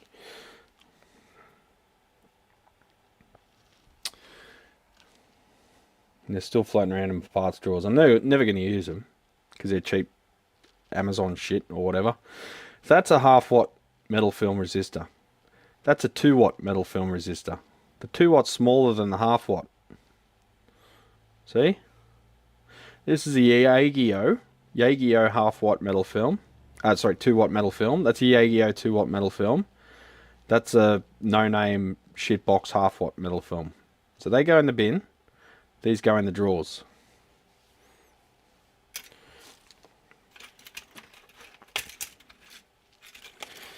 It's another example.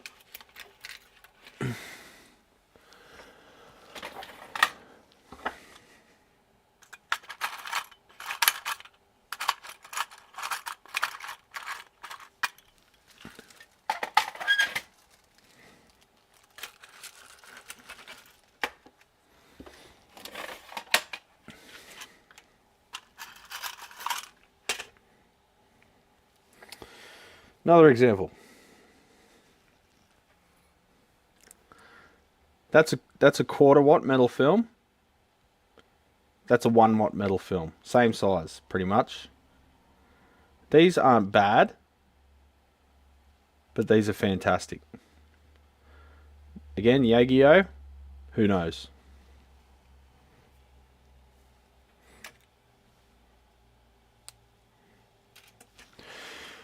I have some 1% metal films. I think they're Royal Ohm.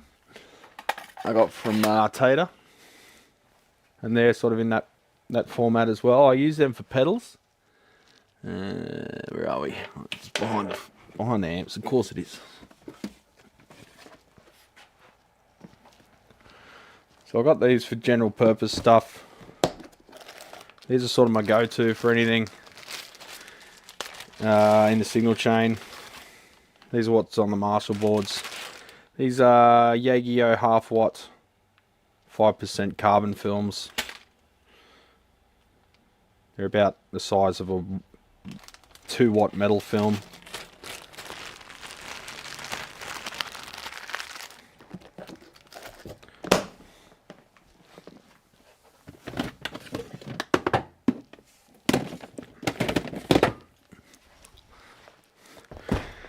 Then these I use for low voltage, low current stuff. Just sorted them into 0 to 9.1 ohms, 10 to 91 ohms, 100 to 910 ohms, 1k to 9.1k. So these are from Tater. Again, I think Royal Ohm's the brand. They're just 1/4 watt, 1% metal films. I use them for pedals and pro audio stuff. But for amp stuff, they're a bit meh. Anyway, hope that helped or maybe confused you more. Rightio. Let's fire this thing up and electrocute ourselves. Drawing 33 watts, 32 watts. It is a linear output stage and power supply, so she's going to draw a bit more than a Class D. Let's pull these components somewhere, hang on. These fixing bits and pieces. Whoop.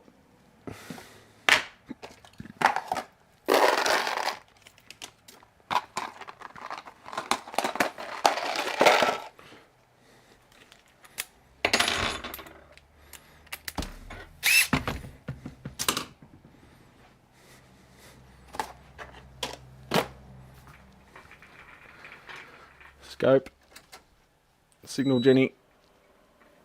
How am I going to get a signal in this thing? Need a right angle connector.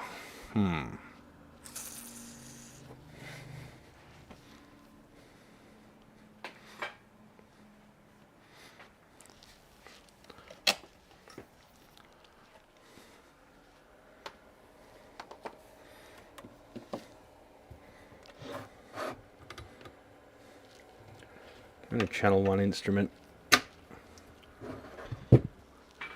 Get my gender changer because I'm so woke.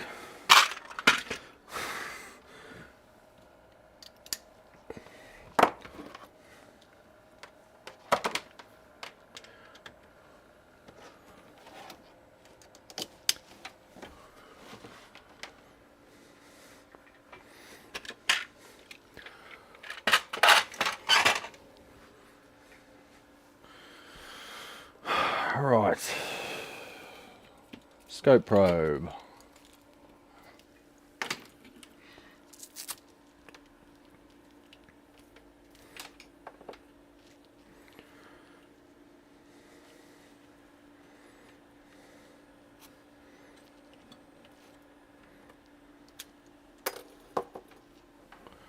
Channel 2. Set levels. Lighting's not being kind to the scope.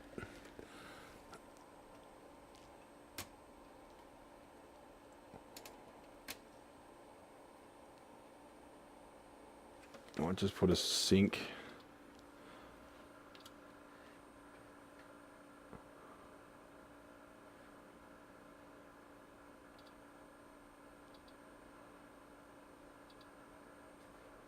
Channel 2. Hello?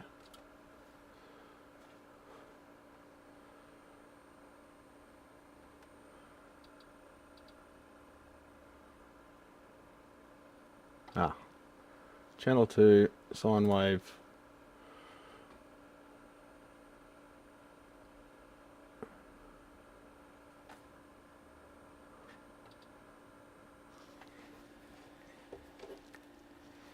Let's go half a volt, peak to peak.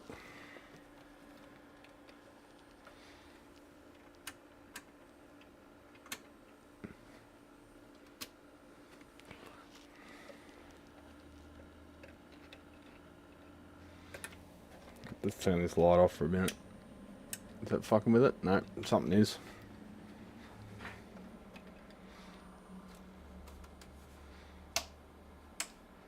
A lot of hash there on that signal.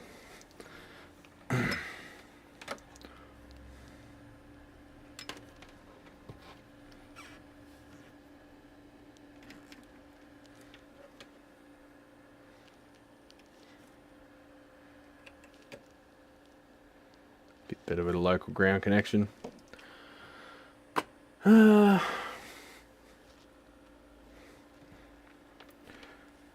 we should have it on the send. Yep, there it is. Nice and strong.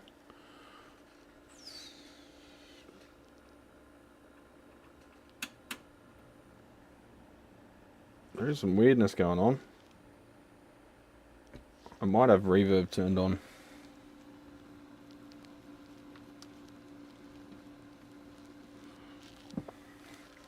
Man, I can't see what I'm doing.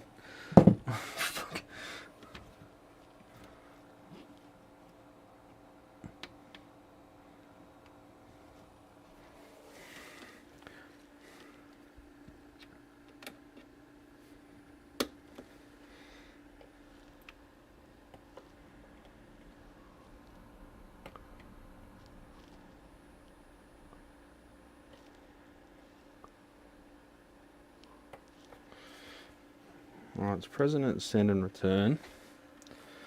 So we need to go...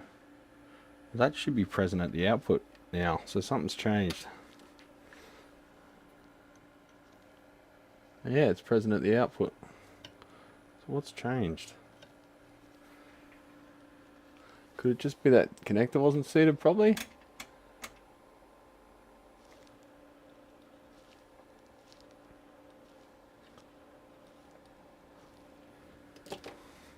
What the? Might have just been a dirty connector after all of that.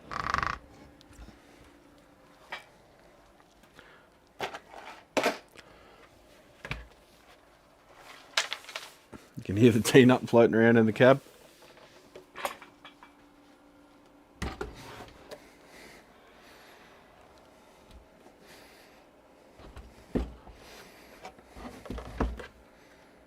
Just doesn't reach.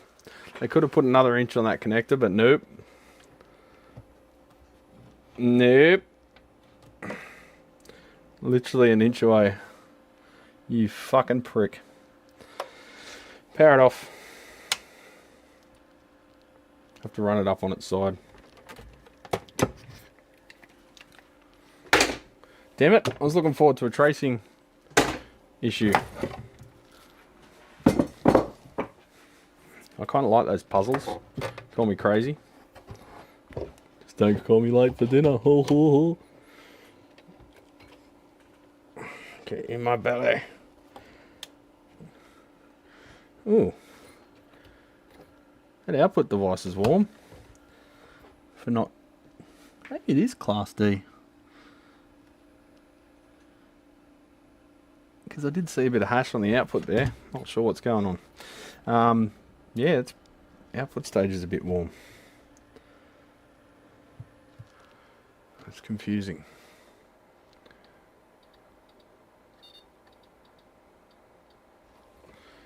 Let's try that again.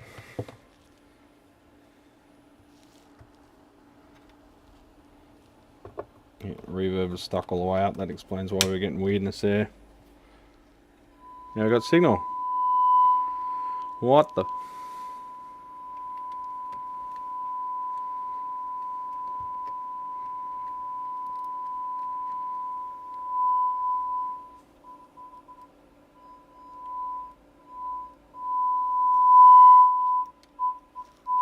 Change that frequency to something a bit less aggressive.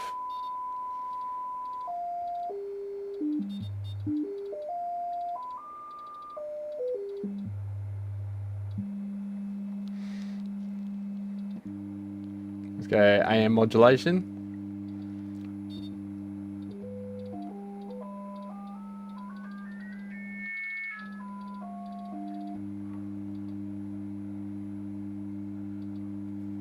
Okay, FM modulation.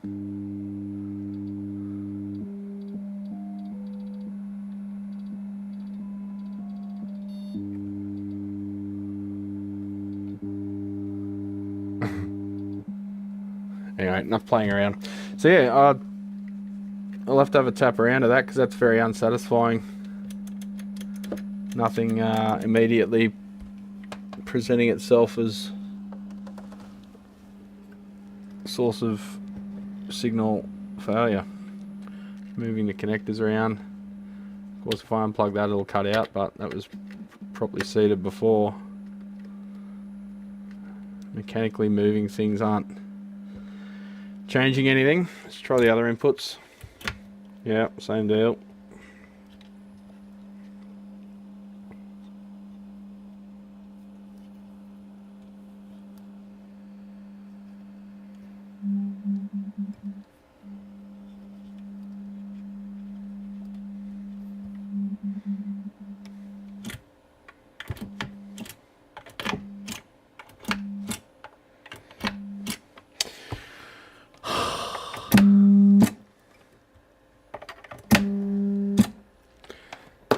Buggity fino. I'll dig around later. That's annoying. So many repairs are like that too.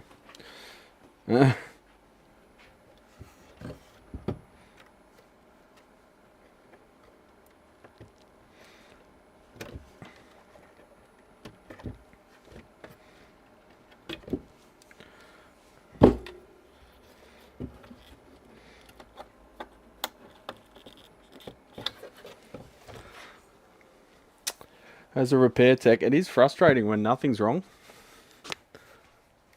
Because as soon as you give it back to the customer, something will be wrong.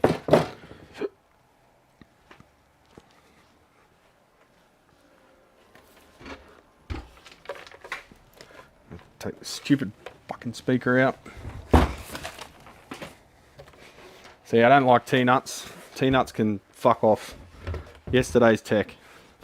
Use threaded inserts because they don't fall off inside the fucking cabinet when you undo a screw.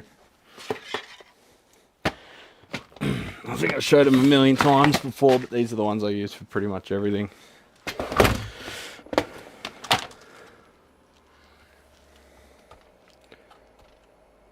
See how deep that thread is? Really bites in. You're not pulling one of them out without delaminating the whole area. See you, Chris. Take it easy.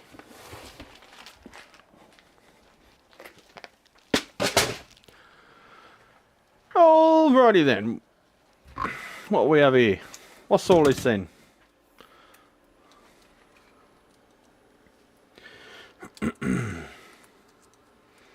What series Panasonic radio film capacitors used in tube guitar amps, CG and riff amps? Probably ECQ or ECW. I forget which one's which. But they make Panasonic make a lot of components, man. So if you're talking PCB design, probably using their MKT series, whatever it's called. I don't know what the series is, but what you find is look up the values you need, and then in the parametric search engine, whatever it may be that you're using, they'll come up a bunch of series in one of the parameters, and just see the differences between the series and determine which one you're after. Like there'll be ones that are like military grade, there'll be ones that are high temp, there'll be ones that are just consumer. So find the difference between the series. Sometimes you can go to the actual manufacturer's webpage and they might have a little blurb on each series and what application it's meant for. Like this one's for military application, so immediately you're paying 10 times more for everything because it's much higher quality.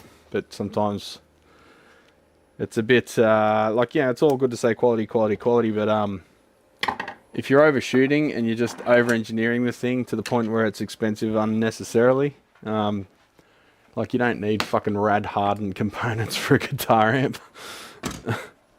Unless you're, yeah, planning for end times. Rocking out during nuclear war, that kind of thing. Which is pretty cool. I'd do that. Right, what are we doing? Palette cleanser. Onto something good. So, I haven't had time to research these, but I'm told they're very good.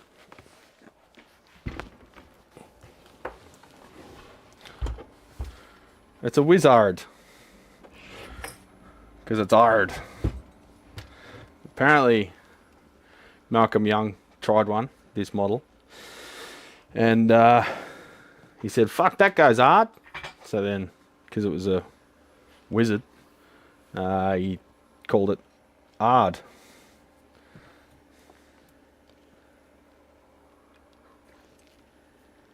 Oh, there you go, Pastor, yeah. Have you had the latest version of the PV Classic 30 apart yet? No, I haven't. They need to castrate another designer, do they? That's the cathode biased one, isn't it? It's no longer fixed bias, and it's got a bunch of radial caps. One big board for the whole thing instead of the origami construction of the previous one. So, this one's in for a check over. I don't think there's anything wrong with it. I'll do a video on this one. Just go over the bits and pieces, but we'll have a quick look at it now. It's been shipped with the valves removed from their sockets. It's fucking heavy. It's really heavy. It's heavier than a Plexi. By a good 5 or 6 kilos, I reckon. You can hear some valve shields rocking around in there. I can see the massive transformers, so that's where the weight's at. Huge choke in there. Well, screws are a little bit reamed out, so be careful with that. Approved for electrical safety, City of Los Angeles, Department of Building and Safety, and then it's got an approval number. I wonder if you're going to have like departments like that much longer, or they'll decide that like safe buildings are woke. You ain't a man till you've fallen down an elevator shaft.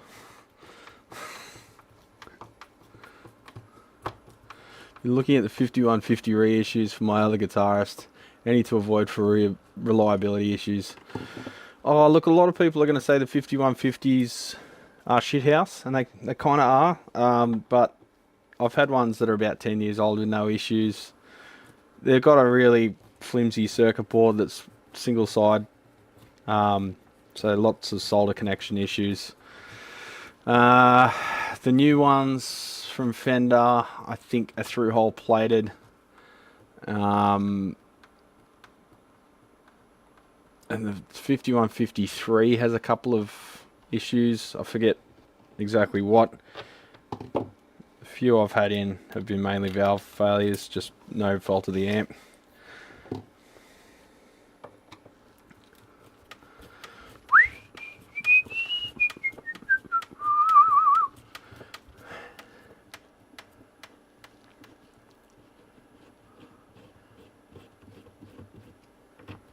You got it, pain in the ass to disassemble surface mount components sprinkled about. Is that on the PV? Yeah.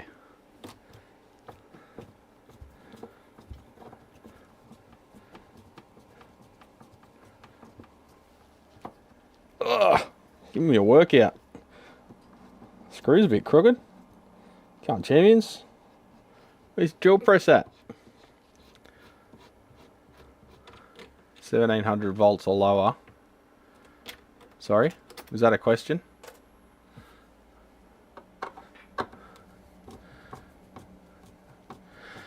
The original's got expensive since I was coming up. Don't know why, Rick. They're not anything really to write home about, eh? I've got two here at the moment. One I just finished. The other one's going to need all its pots replaced because the person put we'll run over that one next actually. If you hang around, we've got half an hour. We'll do this one quickly, just a quick look, because I'll do a proper video on this later. But if you can hang around, we'll rip apart a, is it a 6505? I know, 5150 block letter, not that there's any fucking difference. Everyone made a lot of shit about the block letters and whatever. No PV agents in Oz and New Zealand, apparently no parts. They still use spider pots. Yeah, that's dumb. Lol. Lol. Lol question means question. So what are you asking though? What is 1700 volts or lower? You're making out like I'm stupid because I don't know what you're talking about, but there's no context for what you're talking about. So give us some context. Are you talking about the amps? They're 1700 volts or lower? I don't know. That's a nice chunky rear panel. Feels like 19mm birch ply. Yep. Nice routing. We've got the rear grille, which is specifically cut. You can see the pattern of the holes. And it's rounded over on the front. How many volts is this unit? I don't know yet. I haven't measured anything. You're watching along with me. It's live video. I haven't measured anything. Right, so there's all the valves. Free t-shirt, yeah. Long sleeve. Bring back the 90s. Oh, 2 free t-shirts. It's a curious way of wrapping valves, but alright.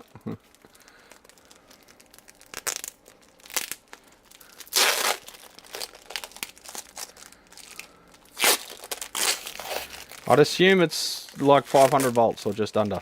480 or 490.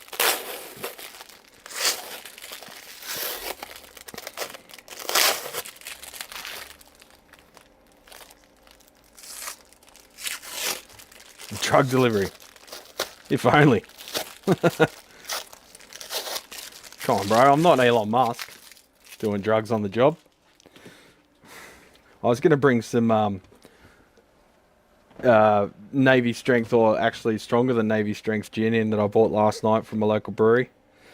He distills his own gin up there, and he's made Australia's strongest gin. 76%. Fucking.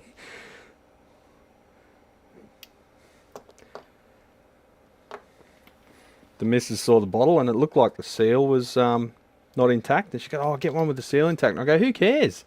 If there's any germs, it's like 15% higher than what's required to kill them." Yeah, I know you use high voltage for RF. I've got a KT77s. What's this t-shirt? Just a plain t-shirt. That'd probably fit Mick too. Skinny bastard.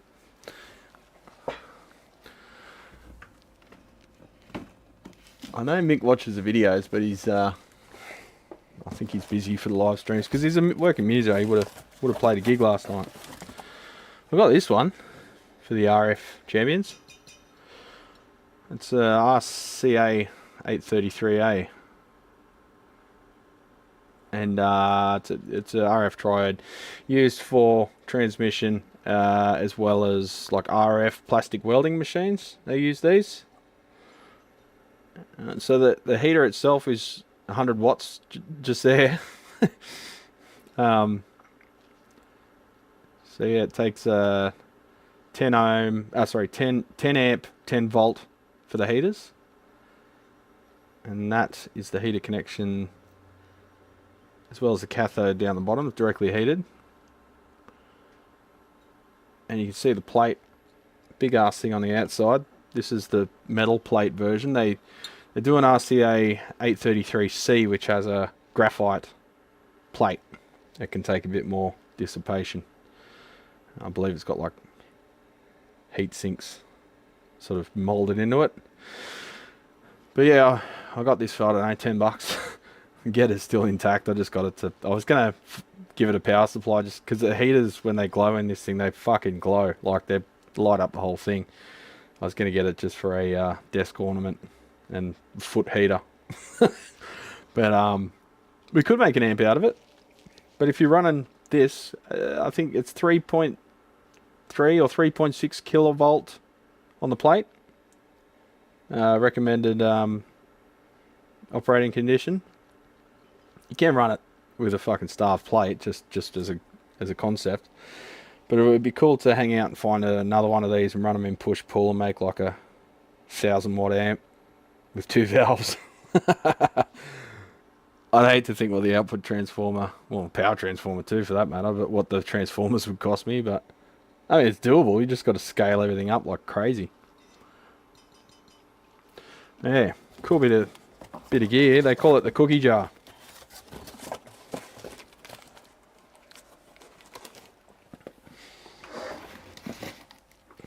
I don't know where I found that. It just popped up on eBay one day and I thought, I'll have that. It was like $10 or something. So, we have one valve shield dislodged. And the others, because they rely on the valve itself to push the spring to hold them in place. But we've got 2 different valve types. We've got 12AT7s. Well, we've got multiple valve types, most are 12AX7s, but what do we got? We've got a Tungstol 12AX7 ECC803S. I can't remember what that means. Gold pins. Losing points for that. We don't buy gold pins around here. Mullard CV4004, just 12AX7. And we've got JJ's. It's like a tasting platter. JJ's ECC83 stocky, and another Tungstol. And we've also got a Groove Tubes 12AT7, so I'm guessing that's the phase inverter. We've got two honking big transformers. What the hell kind of drive is that? It's a Robertson, but with a flat blade across it. So let's do the honourable thing in solidarity with our Commonwealth brethren and use a square drive. Number 3. Yep, number 3.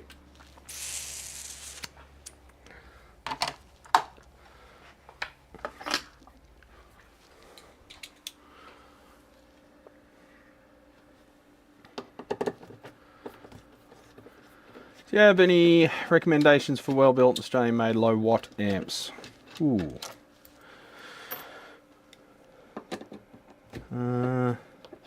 You could try the Achilles, but I found that they kind of need a bit of work straight from the factory to make them long-term reliable. I mean, you saw that video I put up of one. Everyone tried to say that was customized, but I've had 2 more since then and they were identical, so you can't tell me that they're all getting customized by the same bloke, even though they're different regions and different customers. Just watch the video, it speaks for itself. Not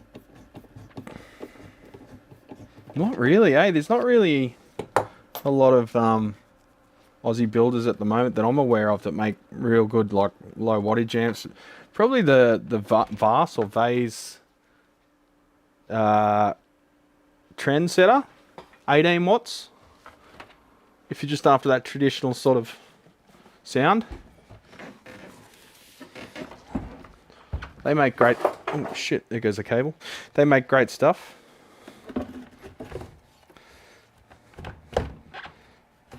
But you're probably going to find a lot of custom builders that'll build you something. Like I could build you something, but that's a one-off, not an off-the-shelfer. Alright, so chunky steel chassis. Mercury choke. Mercury everything. Just with wizard bell ends. You're a bell end. What I will do, you can see the scratch marks on that from being slid across the bench. So I'll put it on blocks even though the transformers would probably be reasonably level. So look at the back. Rhythm bright, lead bright. So 2 bright knobs on the back. Got your impedance selector, nice solid switch there. 2 speaker outputs, line output and level. Effects loop send and return, independent level on each of them. You've got your HT and mains fuse and your 4 individual foot switch inputs. So you've got a foot switch for the effects loop, the rhythm channel, the rhythm boost, the channel select, and lead boost. So there you go. Hey!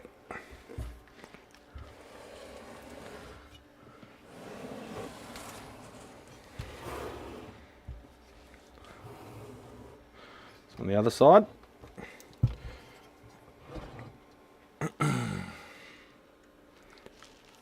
We have contour presence, I guess that's like your master, 3-band EQ, lead master lead gain, rhythm master rhythm gain. So very simple, but probably sounds awesome.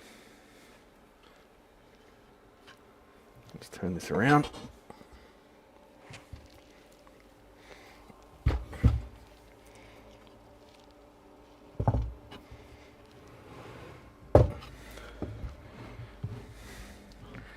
Alright, so we're in a bit of a spot here. We've got a valuable amplifier that probably no one wants us to modify, but we've also got capacitors from 1984 and 1983. Now I'm from 1984 and I feel like I need replacing, so this is going to be gigged too. So I don't know, I'll have to talk to Mick about that. Do we want to just wait and see how they go. And check their performance, check the output under load and all of that. And just wait till something goes wrong, or do we want to preemptively replace those caps? I've got some local filtering up the front end. Some filtering under the board too. There's a cap under the board I can see there. So it's an elevated turret board, but sort of laid out like a tag strip, or tag board I should say. All the connections have black ink on them other than a few where it looks like maybe some rework has occurred.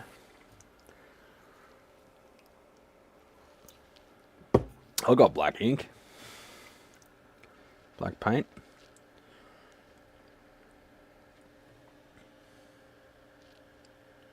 We've got a regulator down there. Not sure if that's original. So I might have to do a bit of research on this one. It's got a relay floating up in mid-air, but that's attached to a tag board that's soldered to it. So again, these guys, when they started bringing in channel switching, a lot of them tried to implement this stuff kind of old school, and you end up with these sort of backwards ass ways of doing stuff. Relays on dead bugging relays on their back and running shit to those PCB pins where they could have just made a PCB daughter board, or even bought like a prototyping board. You see in some amps they'll have construction like this because the Instagram fanboys love it. But then they'll have like a little daughter board, like one of those tiny prototyping boards about this big, and they'll chuck the relay in that and then run fly wires off to it and mount it on a couple of standoffs or a standoff. So yeah. Over the back there we've got, looks like that's the bright thing. So is that a presence control independent per channel?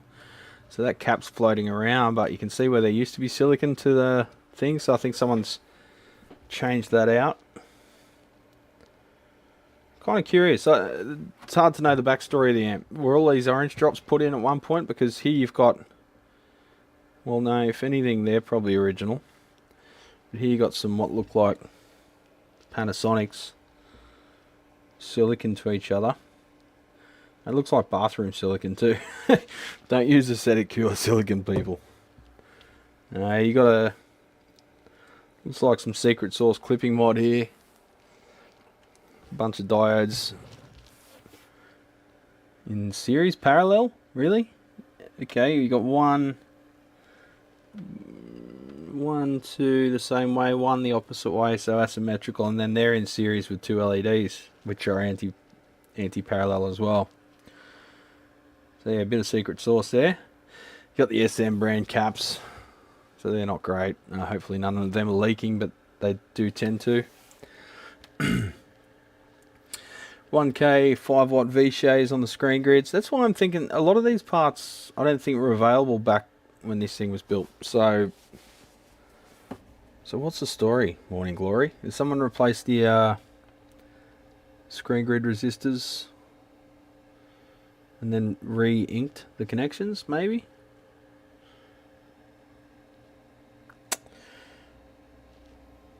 Hard to tell.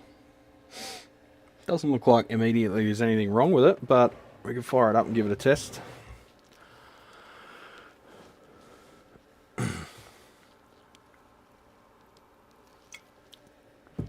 Let me find some info on this thing first. That diode setup, isn't that from the Silver Jubilee? I'd have to look that up. It could be.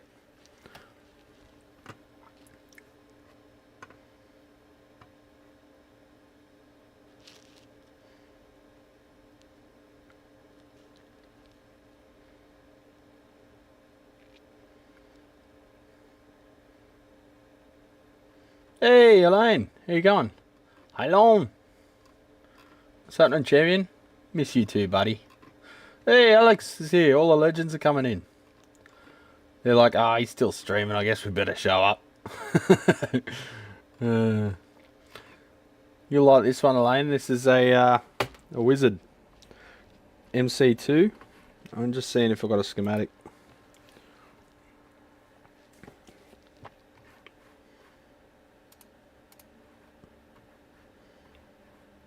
I mean, you could sort of draw a schematic in your head with this circuit this simple, but I can't show you my head. You'd have me committed.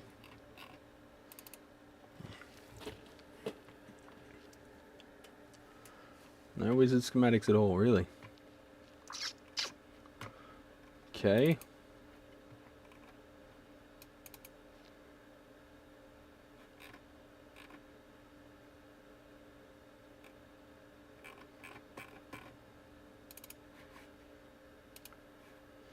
Hey Alex, you got any schematics for this bad boy?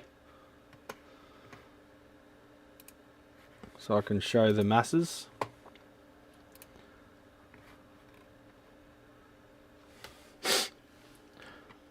I remember watching the Lox videos on YouTube, lighting a barbecue in a fraction of a second.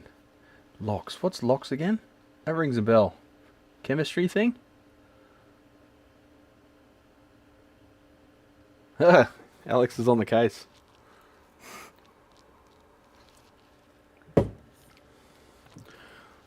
So, where's the phase inverter? There's your grid stoppers. They go via those two caps, so your phase inverter's down there. It's got a 47 pico across the plates of the phase inverter side. Aid with preventing oscillation. So that'd be the 12AT7. Wherefore art thou? There you are. And as for the positions of the other ones, I guess it's anyone's guess. We'll probably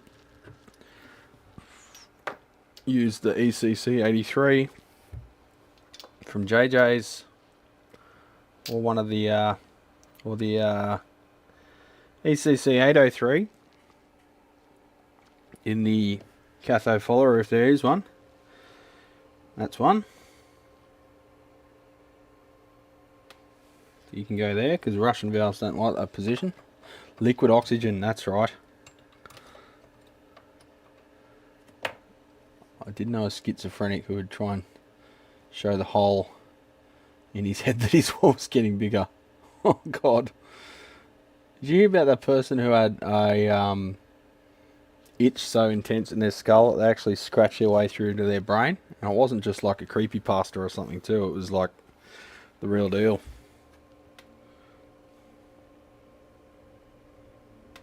A bunch of relays glued to their backs down there.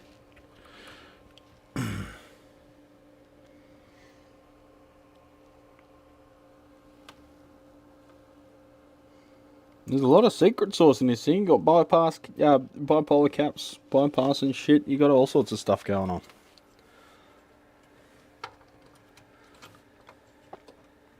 Brown's gas. Oh, what does that do again? I'm forgetting all my chemistry. I did study chemistry at high school. I just joined it because there was a chick I wanted to hook up with in the class. So I joined the same electives as her. Then I realised, oh shit, I'm in chemistry. I've got to actually pass. We ended up doing really good. Me and my mate, we sort of joined as a joke because we left our elective selections until last minute. So all the stuff we wanted, I think I wanted like design technology and something else. I forget what. Physics maybe. But we ended up not getting our first choices, so we ended up being left with like chemistry and archaeology. So we were stuck with that in year 10 or 11 or whatever it was. But it's funny, all the nerds in the chemistry class would get the shits at me and my mate for shooting spitballs at the ceiling and stuff. They're like, you're interfering with our learning. You know, you guys are never going to pass. Even the teacher took us aside and yelled in our face, me and my mate, Coxie, fucking yeah, Coxie, yelled in our face that we're never going to pass. We may as well just drop out of high school because we just fuck around in class all day. But I really understood chemistry at the time. It clicked for me. So we ended up coming like second and third in the class. Even though we never handed our assignments in on time, we never like we'd play with chemicals in a way that we weren't supposed to, blow shit up and burn things, and yeah, we fucking smashed it. So all these little nerds that were getting the shits and telling us we should drop out because we're idiots, we're smarter than them. So get fucked, nerds. And then years later, probably 3 or 4 years after high school finished, I was just a cabinet maker joiner. And I went to Big W, which is sort of like our, I don't know what you call it, sort of like a, not a Walmart, but it's like a, sort of like a department variety store. Everything there's shit. Everything's cheap and shit. And there was one of my classmates being a checkout chick. So I made sure I went to his checkout and said, "G'day, mate. How long you been working here?" Because he was the one that was supposed... He was like the school captain and all that stuff, and told us that we were failures, and then there he was as a checkout chick. It's funny how life gives you little sweet moments like that.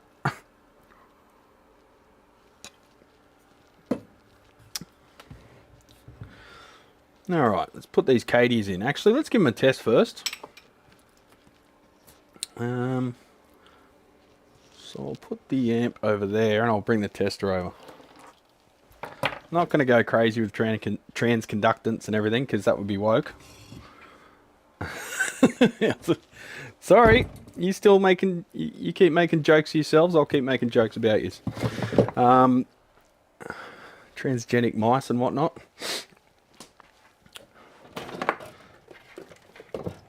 You make yourself a joke, I'll make jokes about you.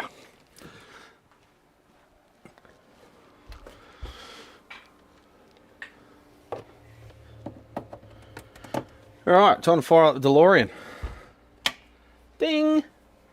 Oop, don't want that up. Leave that there. Fracco below the screw plate voltage. Got to go. See you, Magisterium. Take it easy, legend. See you next time. Thanks for joining us.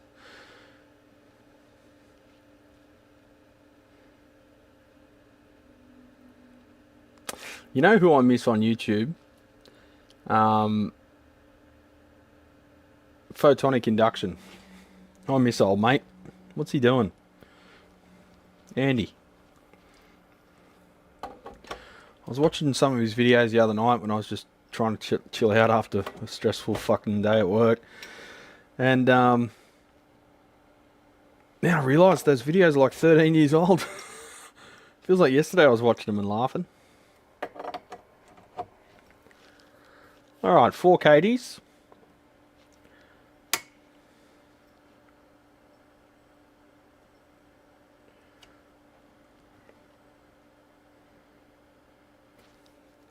Still warming up.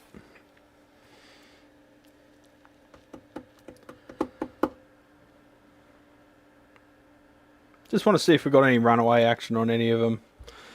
Or if any are short or not conducting. Just so we're not scratching our heads later.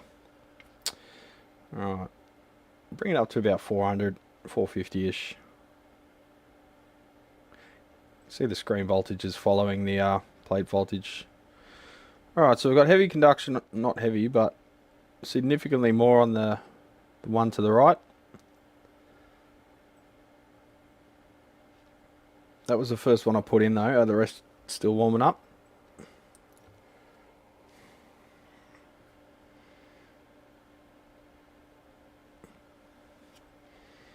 So yeah, pretty far out. Almost like double. Oh, Alex sent me stuff.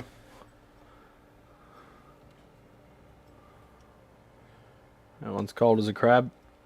That one's warming up. So yeah, pretty mismatched. It's one thing to say, yay, we've got KT77s, but look at the outer two. We'll just confirm that's the valve, not the tester. Not that I don't have faith in the tester, just proving it to you guys. Yep, and it follows the valve.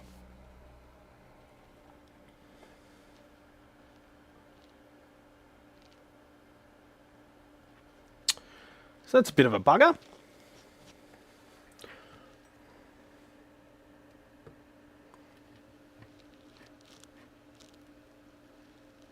He blew off, yeah, the 5,000 amp fuse. That was massive. And he had the massive capacitor bank. That was mental, that shit. It was so cool. So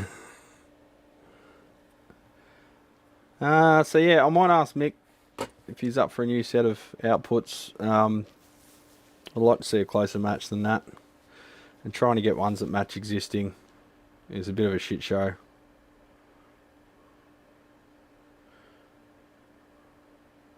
Look, I don't know if these have even been used, so I might put them on another bench and just let them sit for a while and just put the meter on. I really need 4 meters. I'll just put it somewhere where I can keep an eye on it. Like the other bench. But I've got to open the shop, champions. It's 9:56. Time flies when you're having fun, eh?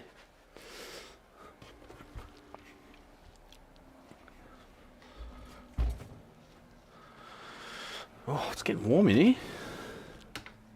23 degrees, maybe not. 24. We kind of just don't have winter now in Australia.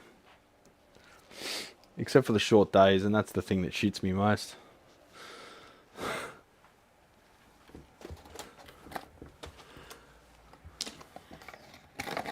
It was a bit of a shock when Andy Photonic Induction went away for a bit, because he explained it in a video. He's trying to get his Indian missus in the country, and India, I think. And when he came back, he was like fat.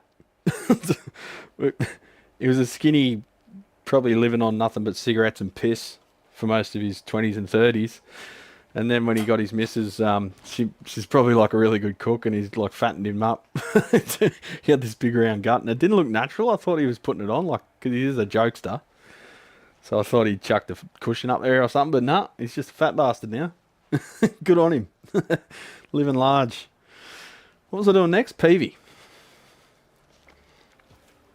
So yeah, I'll do an actual video on that amp once I've done a bit of research and checked the schematics if Alex has sent them to me, and just stay posted for that, champions. We've got to get through some other assessments first.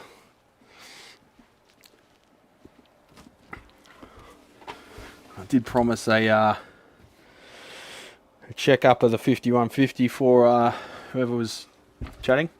Michael, here we go, MI Audio himself.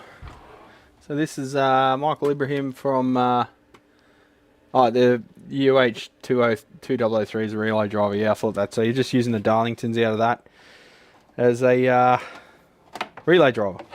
That's what I suspected. So yeah, basically, Michael, it was only really the output valves. We will, as I say, change the screen grid resistors like we chatted about on the phone. But essentially nothing wrong with the amp, and the previous tech just washed their hands of it when they could have just changed the valves. Kind of weird, to be honest. And they're a pretty prominent Sydney tech too. And no, I'm not mentioning names. Wizards are basically a modified Silver Jubilee. Okay. Thanks, Alex. I'll check out that stuff after the video and do a bit of research. Yeah, well built, Michael. So we were talking over the phone about what software he used, and he used was it Eagle 5 or something, an old one, used in like a DOS box or something. Hey, if it works, it works. Who am I to say? Ooh, I have a banana. And we even watched the I Like Turtles video. So, yeah. Props to you for the funny Easter egg.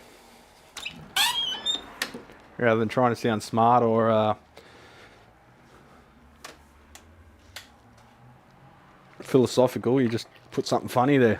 I respect it.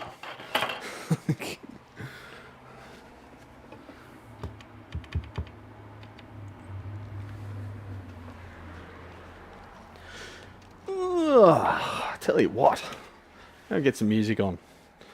So it doesn't feel like an alien experience to walk into my shop. What am I going to have for lunch? I feel like a burrito today. It's been a while. Haven't had a burrito for a good 2 weeks. Or fortnight, as we say here in Australia. Oh, my computer's doing that thing where it doesn't want to turn on.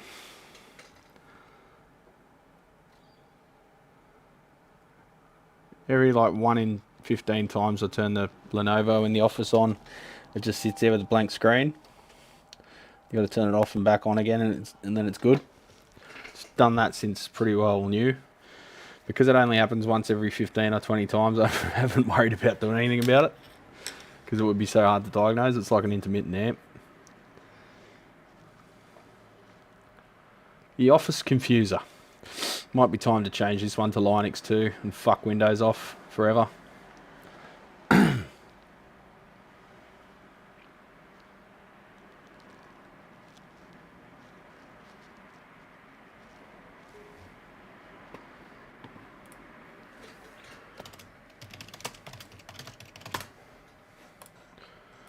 Come on, Confuser.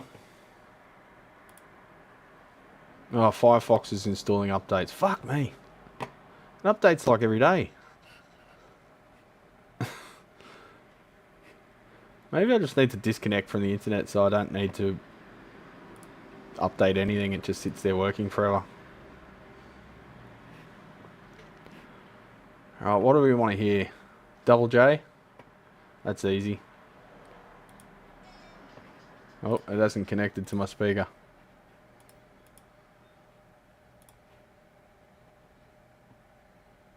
Come on, don't do it to me.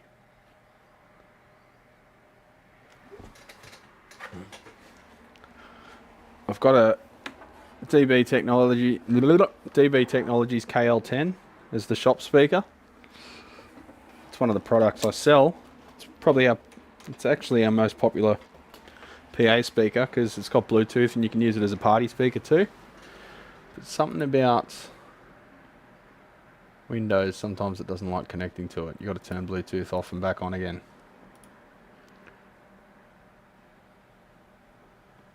It'll do it on like the 4th attempt.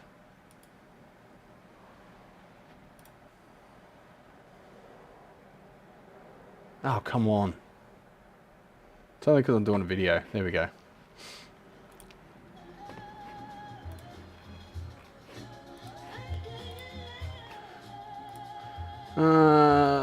Logged into the wrong account.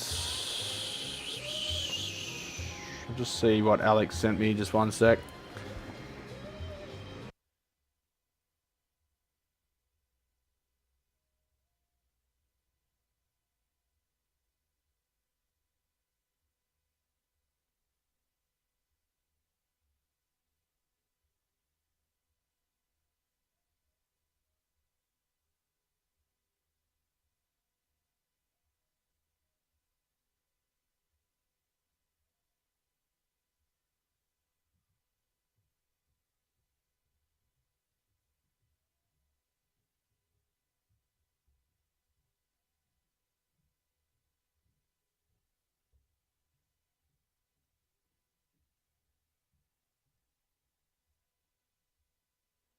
Alright, we're back.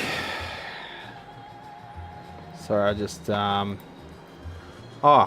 that's right, on Facebook, we've removed the ad. Holy fuck! Facebook actually removed an ad that I reported. Can you believe that? So, it's illegal to advertise tobacco in Australia. And Facebook's literally just taken money to advertise illegal tobacco, like black market tobacco. And Facebook's just like, yeah, we'll take that money and put your ad up. So I tried reporting it to Facebook. A lot of times I go, it doesn't go against community standards because community standards have nothing to do with Australian law. However, it does go against Australian law. So I've been in touch with, well, you know, you can get in touch with the ACCC or Crime Stoppers or whatever and report these ads because they're illegal. And Facebook actually didn't get that far. Facebook just removed it. So that's unbelievable. Upgrade the BIOS. No. But okay, yeah, I'll do that in the future. Some stage. Excuse me.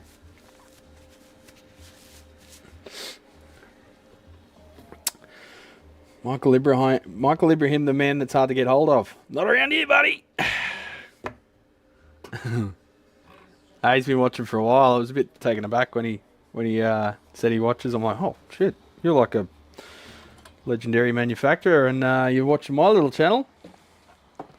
I do have some true blue legends that watch this channel, and like I say, it's not an educational channel. I got another person abusing me, like insulting me, like literally just coming out with, like, you know, personal insults because I didn't go into detail about the values that I replaced in a mod, and I didn't give detailed information on how to do it yourself.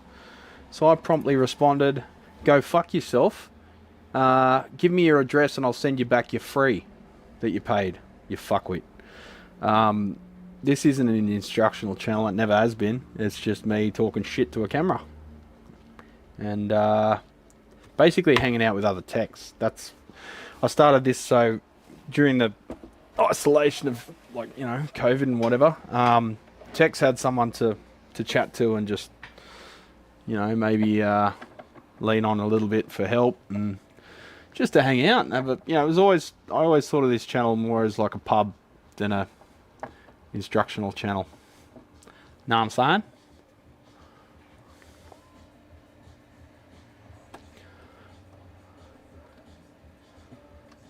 Does Windows still have that Norton malware standard? No. No, I have never in my whole life used antivirus or anti-malware software, ever. Never needed it.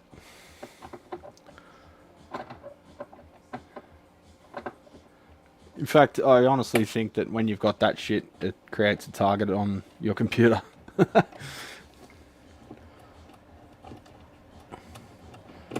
It's like that block letter was on Marketplace recently for a steal. May have been.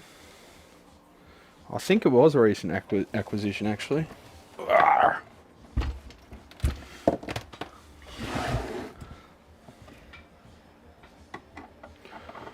Also got the Randall RD100. I love those amps, the RDs. The RD40, I think, was my favourite.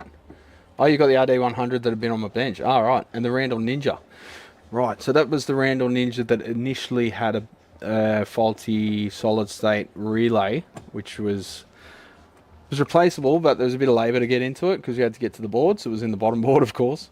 And then the second failure was just one of the capacitors had a cracked solder joint, but again, we had to undo everything, even unsolder the output devices because it was a solid-state output stage. So it was a simple fault, but it took a lot of time to get to. One of the first used, Michael is a legend, one of the first used toroidal transformers. Yeah, I mean, there's no reason not to. I've got to try out those fucking Dyne Magnetics guys, or Dyne Industries, or whatever they call themselves.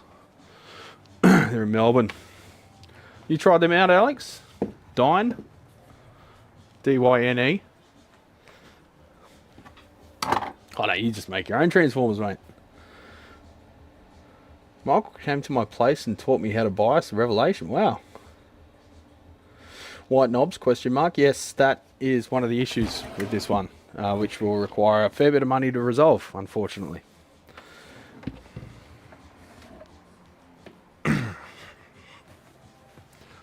Sounds like I'm struggling, but I'm just clearing my throat because I'm still recovering from the flu or whatever I had. So I'm going...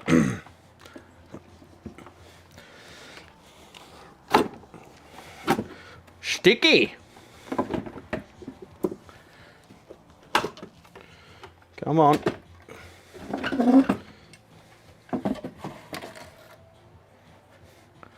Alrighty. Yeah, you just make your own, that's right. I hate amps that have the mains lead attached, it's so annoying. Can't have it all, champions. Right. Ooh, bit washed out. You can see there's a bit of corrosion, filiform corrosion to the front panel, but not too bad. It hasn't taken the writing out or anything yet. We've got 4 6L6 black plates, 6L6 GC. Start again. 6L6 GC STRs. And two of them have discoloration to the writing and the other two don't. And these amps normally run cold as a crab, so that's a bit of a cause for concern. Usual dirt to the top of the chassis. You almost always have on these things. That's another thing. Someone told me that I'm a fucking idiot or something for saying chassis the way I do. Like, aggressively telling me to shut up. It's like, get a hobby, bro. Just because your dads all say your uncle, like, just, there's no need to get upset at me. Alright. Has anyone reflowed the preamp board? A bit of flux there, so yeah, probably. That's a common weak spot on these, the way soldering's just not up to scratch. Although they're IC caps, they're not the shitty ones that Fender use, so they're often good for long term in these things. Oh, we've got a transformer replacement. See the heat shrink on all those? I just normally ditch these connectors and put turrets there and just go straight to the turrets. Mark, what are you doing giving me bloody memberships for? You just want to see all the sneaky stuff and rants. Thanks, mate. Welcome to the club. You've been there before, haven't you? I wish I could give away memberships, but you can't. I'd say chassis the same way as you. Everyone in Australia says chassis the same way as me. And because there's regional differences in language and accents, and people can't get their fucking inbred I never leave my county brain around that, well, that's their fucking problem, not mine.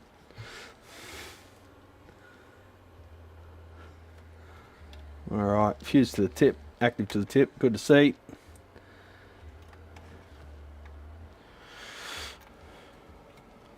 Alright, so there's no glaringly obvious problems, so let's see what the complaint this one was, or if it was just a matter of wanting it checked over. Look at me, I'm going long sleeve shirts. Sort of that in-between weather where it's not t-shirt but it's not jumpy yet. Okay, general service, new pots if required, all new black PV knobs. So he wants it to look authentic from the front. And we do have a messer. When you were joking around before trying to get me to do a messer, I'm like, oh, he's none in the Q boys. Just finished Studio 22. But there is one. There's a dual rectifier solo head. Same customer. Andy, what's going on, legend? These documents seem to be in order. Alright, so let's go over the thing with the pots and the stuff and the things. So someone's put cream knobs on here. There's a joke in there somewhere, I just can't get to it. Now the problem with that is they're made for a 1/4 inch shaft. And PVs don't have 1/4 inch shafts because they just have to be different because they're special. And they've got 4.75mm shafts, don't they? So what happens there is that now he's squashed that pot shaft. So now no knob will fit on that. Even these won't. Because these are sitting on there but they're wobbling around. And you wiggle it enough and it'll just pop off because there's no, it's tapered inwards now. So all those pots are fucked. And if you try and bend that outwards, it just snaps off because it's shitty pot metal. So that's a big reason to not go for a PV, because they insist on using these non-standard fucking weirdo pots. And there, you see in there, they're just a 16mm pot, but they got that bracket. And they got a smaller bushing as well. So if you wanted to, you could drill them all out, mount some 18mm burns or something arse about, and then just run wires to the board. That's like the nuclear option.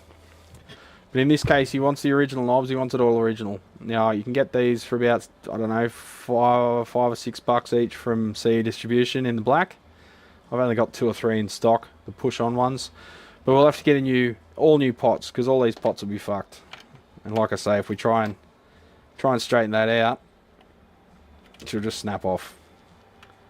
I'm not even going to try. because I've done it before and it doesn't work. So every one of them squashed in. So whole new set of pots, whole new set of knobs. And that's at the customer's request, by the way. This is, I said, I don't know that it's worth it, but okay. And he said, yeah, no, he's happy. He didn't even want a price, but I will send him a price anyway, just because these pots are like 20 bucks each. Oh, we've got a 1/4 inch. Okay, so someone's already replaced one. See there? It's got no bracket. So that's probably what happened. They had to replace a pot, and now there was one knob that was different, so they changed the whole lot to suit and destroyed all the other pots in the process. Fucking hell. Classic. I use a zip tie to fix them. You're talking about the pots?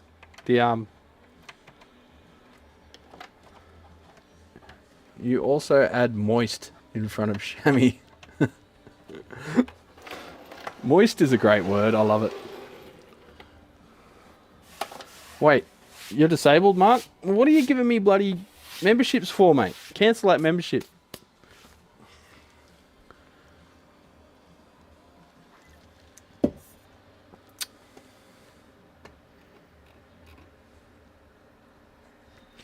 Also scored a pair of beryllium linesman pliers. Shit. Non-sparking, non-magnetic.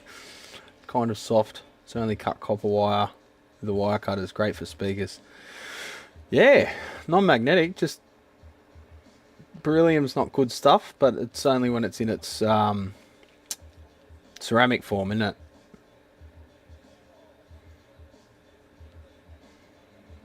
I wonder if you could heat them up enough to bend them without breaking. I'm not even going down that road. Wes, he just wants new pots. I said, okay. Okay. The next thing is, can I read all their values? No, they're weird part numbers. It's alright, I'll just look them up. I'll look them up in the schematic, figure out what value they are. But that's the biggest issue with the EVH amps. Like I said, there's also cold solder joints and stuff. Oh, not cold, but I feel like your comments are taking a turn for the worse. It's alright, mate. Yeah, like I say, the solder connections. These connectors over here for the heaters in particular. Love to, which one's the heaters? That one, the yellow. They love to burn the connectors themselves as well as the fuse holder. I believe everything's fused for EU certification. But you could probably bypass that 10 amp fuse. Fusing the heaters is always tricky because you've got a massive inrush. That felt like that was slightly welded to that fuse holder then. There was a tick. So that's a 10 amp fast blow fuse. So the inrush is probably like below 10 amps. PV pot disease. So yeah, otherwise they're reasonably solid. The other thing that can occur is these connectors love to go tarnished. So you got to take them off, get down in the header there. I used to use these things. Just a Staedtler Rasaplast combi. So that's just slightly abrasive. And you can cut an angle on it and get down there and just give them a bit of a rub. Nothing wrong with a bit of a rub. Rub-a-dub. Alright, those valves have actually gotten worse, if anything. You got 30 milliamps. 30 milliamps on the hottest one. 11 milliamps on the coldest, 15 and 16 on the two in between. So they're way out of whack. And so written on the valves, it's got 30, 24, 31, 30. And in the actual tester, it's 30, 15, 16, 11. So either something bad's happened to that valve or their testing rig is dog shit. So I've got the Hosco ones too. If you've got a little bit more aggressive corrosion, you can see I've been attacking something rusty there. Probably speaker terminals. That's a 400 grade. I'll just cut an angle on the end to be able to get into nooks and crannies. So these are meant for eraser rubbers, fret polishing erasers. It's 1,000 grit. That's 180. I find they're kind of shit for that, kind of useless. I just prefer using sandpaper so you can fold it over and get into the nooks and crannies. But it's a bit too gentle, this stuff. It doesn't get right in. But it's good for contacts. These are just tinned. There's no plating on them, or there might be tin plating, but there's no copper plating or anything to wear off. It's beryllium copper alloy. If you polish them up, they kind of look like marine grade silicon bronze. I guilted the seller into knocking off $10. Why'd you guilt them? Were they deserving of the guilt for some reason? But if you am I wrong if you're polishing beryllium? There's going to be beryllium particles in the air, and that's not good. Am I right in assuming that?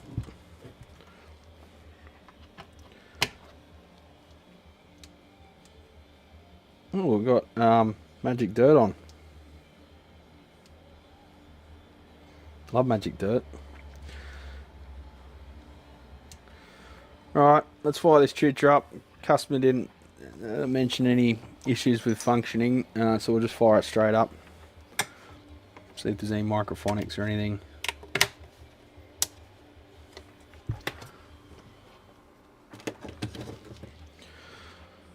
Power. Drawing it, peaked at around 100 watts there, settling down to about 60.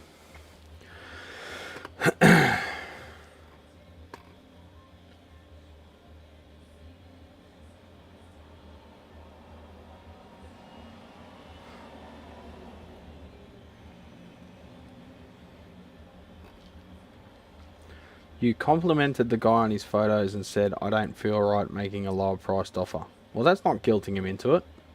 That's saying, that's guilting him out, like that's guilting yourself out of it. Anyway, classic 30 terminals don't overheat because the filaments are all in series. Yeah, a high voltage, lower current, but that causes other problems, so they use a underrated transformer as a fuse. Yeah, well, yeah, and take a leaf out of Lazy J's book. I hear Lazy J's has upgraded the transformers since, apparently, from foreign techs and users who have been through the issue. That's good. Like, I'll always praise a manufacturer for correcting their mistakes. However, probably don't attack people for saying the thing that you're now correcting, because you look like a massive fuckwit, a massive fuckwad, when you've told people that they're horrible and they're wrong, and then you're just quietly fixing up the thing that they're claiming. Well, you're pretending it's not a problem, you fucking lying, fucking dishonest cunt. Anyway, moving on.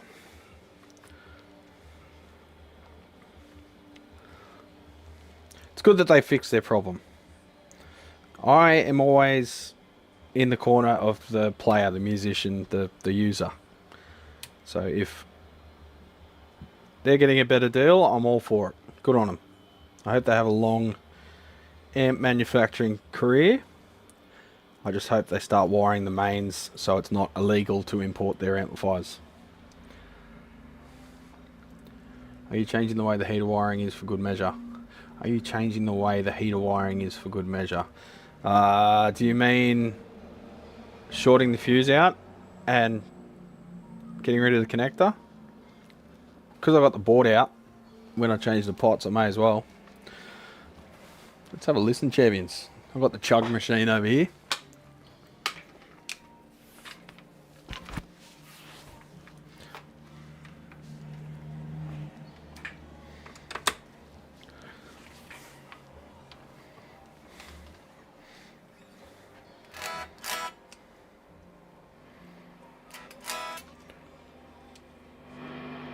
Oh, bit of noise there. Oh. Holy fuck. Very noisy.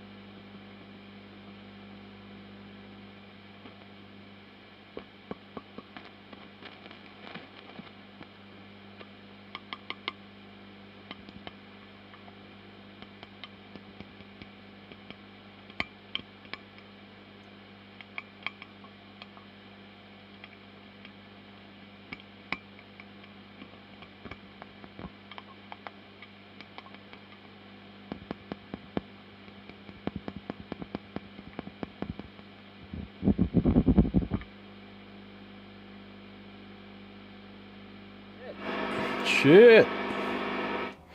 You know what, I've never realised before or experienced. You know that PCB integrated capacitor, like the 10 picofarad-ish thing they do with the traces at the input of the PVs, thinking they're real clever. Like, look, we've avoided using a fucking 3-cent part by making the PCB trace the component. That's working like a microphone.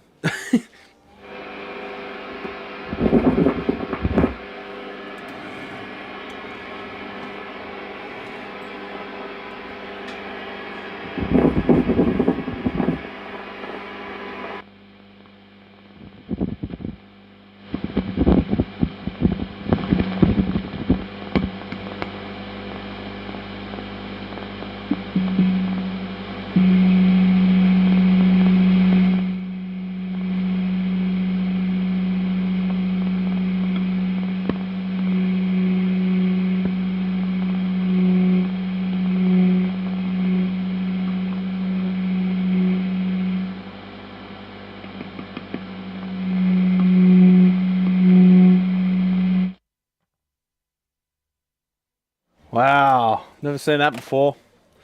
It's interesting. Now let's do it at a lower volume and see what it sounds like.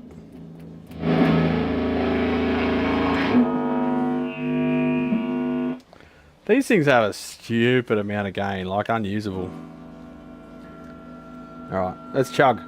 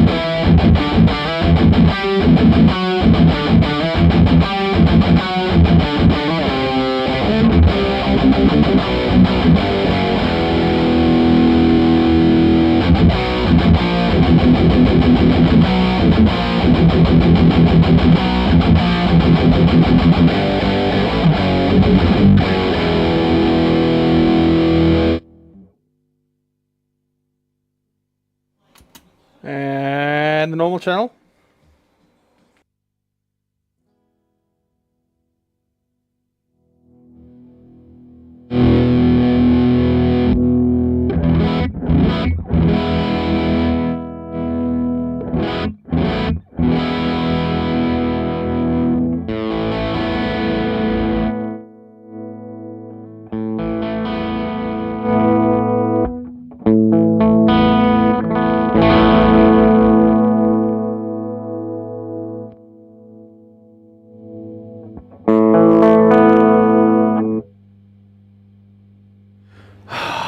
I don't know, done. That's about as clean as it gets. That's the gain on the rhythm channel all the way down, like 0. And it sounds muddy as hell. And that's the bright in and the crunch out.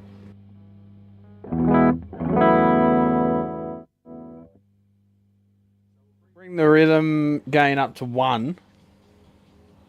Literally like nothing. Maybe 2, because the pot's pretty non-linear down there.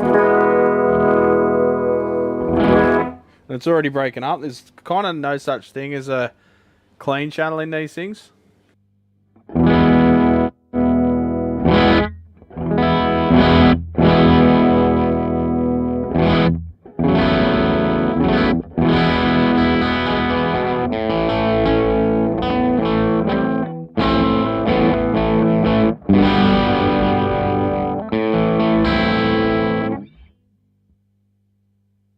Yeah, the gain sound, there's kind of nothing like it. Well, there is, but it is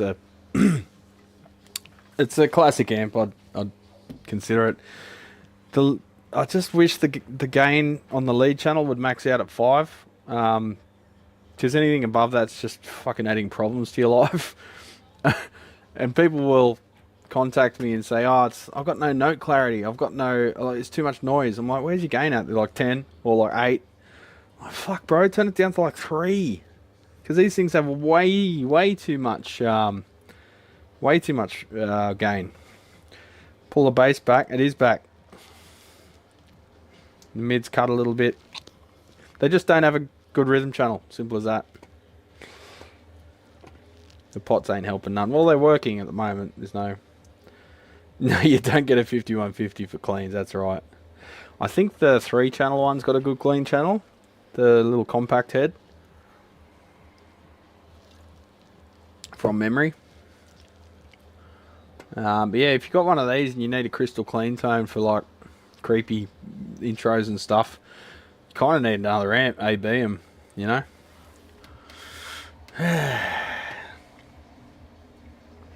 Sessions with Jeff. How you going, legend? Working on 50. Oh yeah, the guys have filled you in. 5150.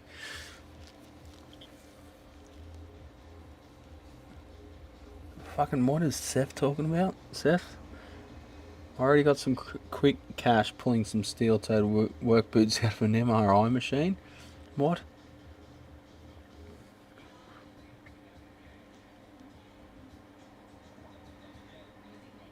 Yes, they were. What? Are you telling me that... What are you on about, Seth? You're saying that you pulled out boots that still had feet in them because the guy cut off his legs? What? Oh, they cut him out. Oh, they pulled him out. So he got sucked into the MRI machine by his steel-toe boots. Okay. What? 5150.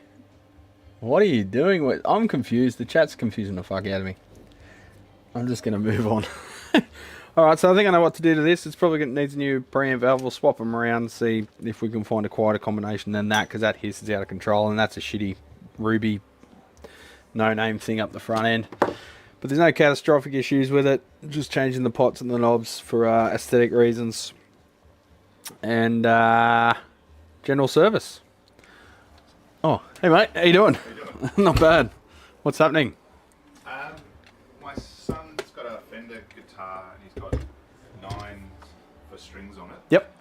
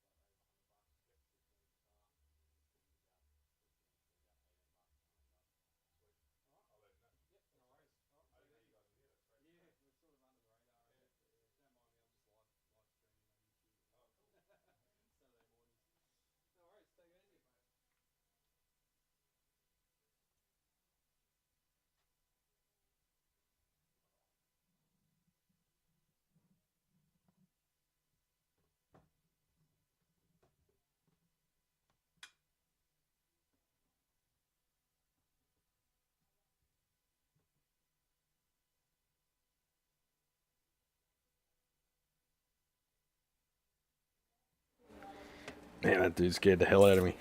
Turn around, there's a big tall guy behind me. Gain never past 4. Yeah, it's like, why does it go so high? Don't know. Just pop that over there. And then onto the messer. Now, what's the issue with the messer?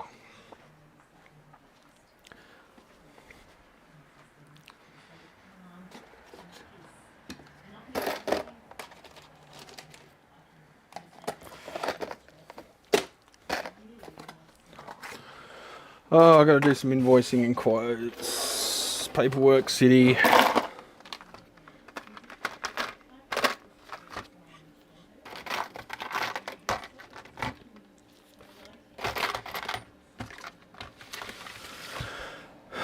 I think I still cut the base on the EV H5150 from memory, easing enough to add a cap in series. In series where? Feedback loop or 5150 is a screamer, two speeds off and wide open, yeah. Pretty much. Yeah, it's out of control. God, I've got to make a bit of room. I'll give Mick his t-shirts back. What's the other t-shirt of? Ah! Suitably rock and roll. So this is the t-shirt the valves are wrapped in.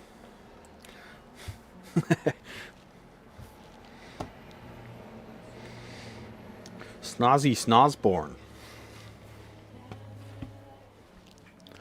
I'll keep that with the Wizard amp.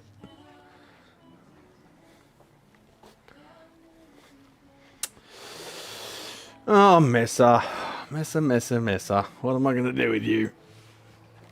Fix you, that's what.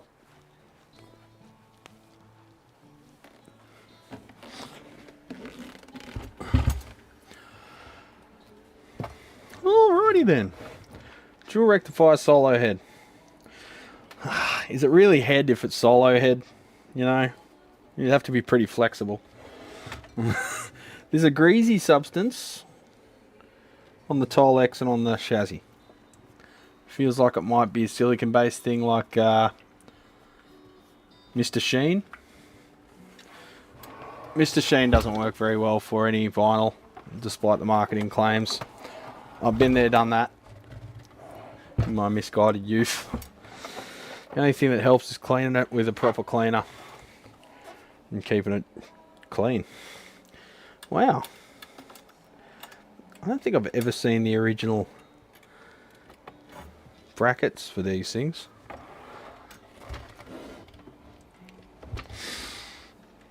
See that? They got like a little thing to rattle along while you play.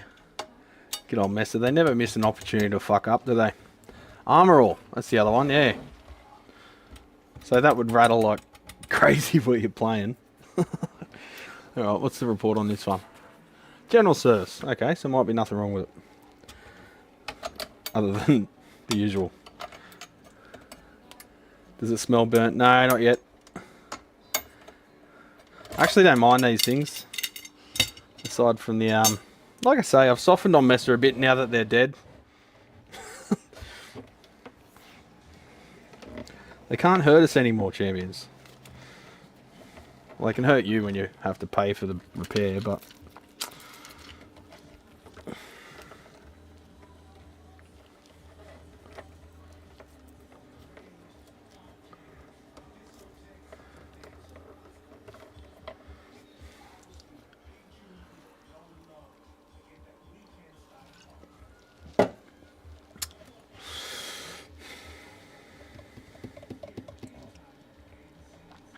Holy shit, Alex, you got 3 more Mark II C pluses in for repair. My favourite 5150 is the Gain 2 channel of my Victory Super Kraken. The Krakens are pretty cool, aren't they? I do like them. I've got to get my chug performance up though. I'm so shit at playing at the moment. Need to fucking dedicate Mondays to playing guitar. Never going to get better without it. Alright, so quick look at the bottom.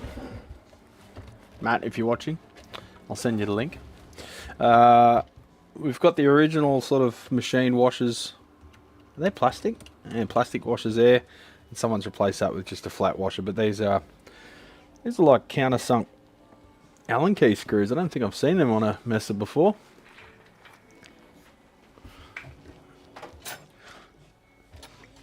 New and exciting ways to be confused everyday champions. I haven't seen any reissues yet either. One would like to hope that they haven't blown up yet since they only came out about 6 months ago. Oop, 4 mil.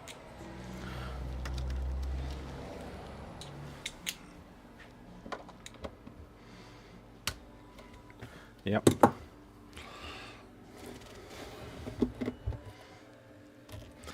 Alright, these are a bit tricky because they try and fall out when you... Pennywise roofs, yeah! Through the recce. Love Pennywise. Premeditated murder!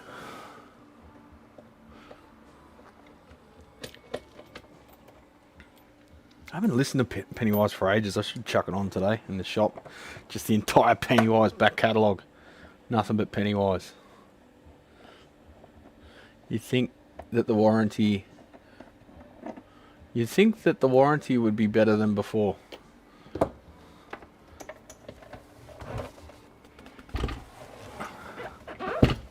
You mean you'd think that like they'd last better than they used to? I'm supposed to be the New Zealand tech for victory.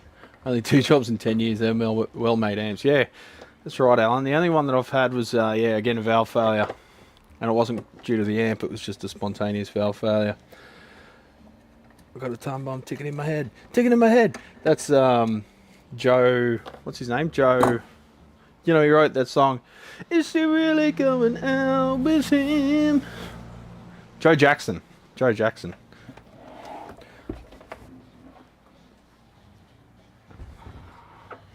Tick, tick, ticking in my head. Ticking in my head. Oh, shake hands with beef. Shake hands with beef just came on the radio. Yeah. Dunk, dunk, dunk, dunk, dunk, dunk, dunk.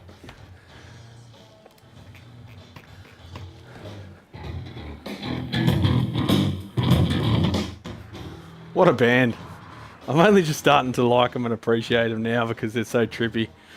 It took me a while to sort of get my head around it. I thought it's just silly, but I love the video clips, how they film it in slow-mo. Hey! Michael, how you going? That's my customer that beeps every time he passes by in his truck. He works for a local quarry. Mesa warranty now with Gibson. Ah, gotcha. Oh, Pennywise song, Live Where You Can. I've got a time bomb ticking in my head, ticking in my head. So yeah, that's very similar to the song that Anthrax covered. Something time something. I've run out of containers. Shit. Ding ding ding ding ding ding.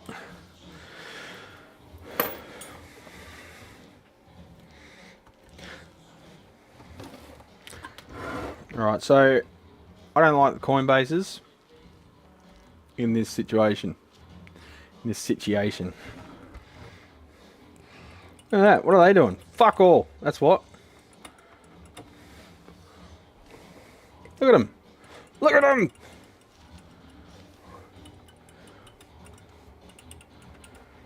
They're not even touching it in the right spot. So, yeah, lost points there. Right, got that slimy stuff on the chassis here as well. Tends to just attract dust more than repel it. Oh, I just turned that around the wrong way because I'm an idiot.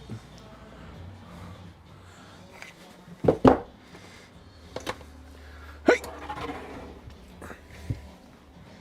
I almost bought a Super Kraken. One of my customers was getting rid of one because he wanted something else. He's always buying and selling amps. Ah, fucking hell. Straight away, carnage.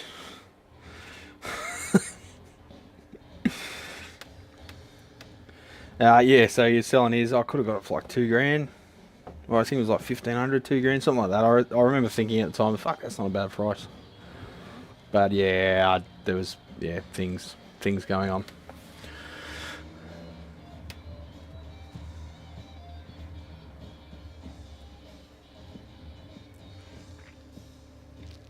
There is one big issue. What's that with the Krakens? That they cost a lot?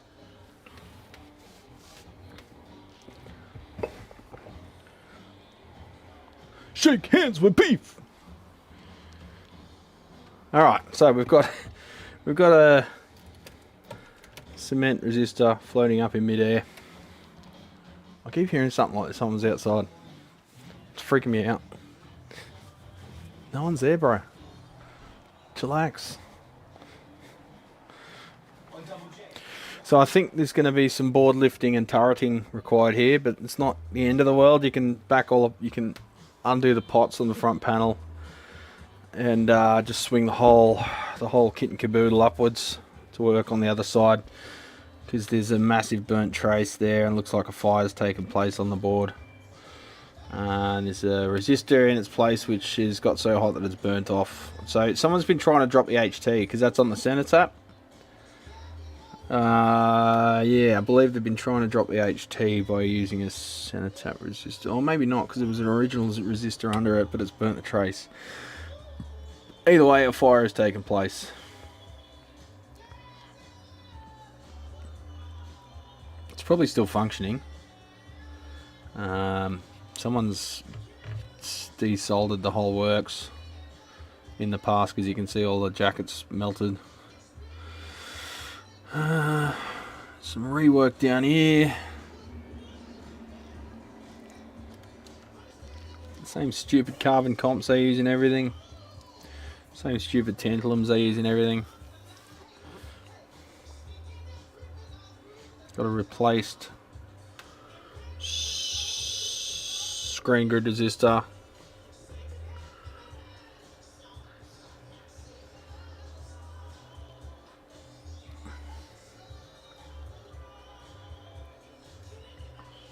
One out of 4. So they've had a valve failure at some point. Looks like the cord might have been replaced at some point, because there's some horrible work up that end. I love how Mesa... Shit, almost dropped my coffee.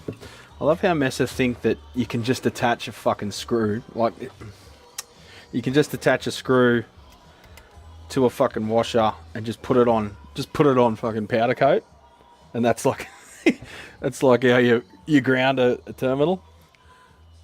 The powder coat's like 1/2 mil thick on these things. It's massive. Look, they've on later models, I think they put a bit of tape over it. They realised that you put a bit of tape over it before you powder coat it, and then you pull the tape off and then you ground it through there. DJ, I thought it was a person coming in. But down here you've got, I don't know if you can see it, you got the main safety ground down there, and it's just a washer on fucking powder coat. Silly duffers. You got the ground on the input jack just going through the powder coat as well, and that's the main audio ground connection, unless they've got a big ground loop, which I wouldn't put it past them. You got a ground strap attached to the choke, and that's the other circuit ground.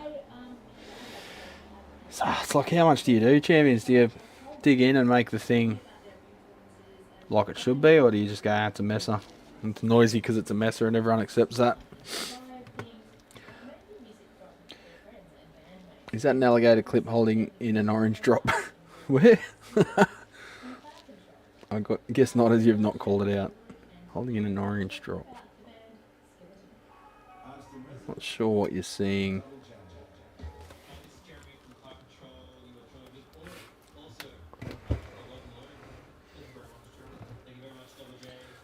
Can't see anything like that, Sean, but maybe just a camera angle thing. Who needs a ground, exactly? That's how you get high. Just have no ground reference. Oh yeah, you can see some PCB pads non-existent now down here. Just give it a bit more light.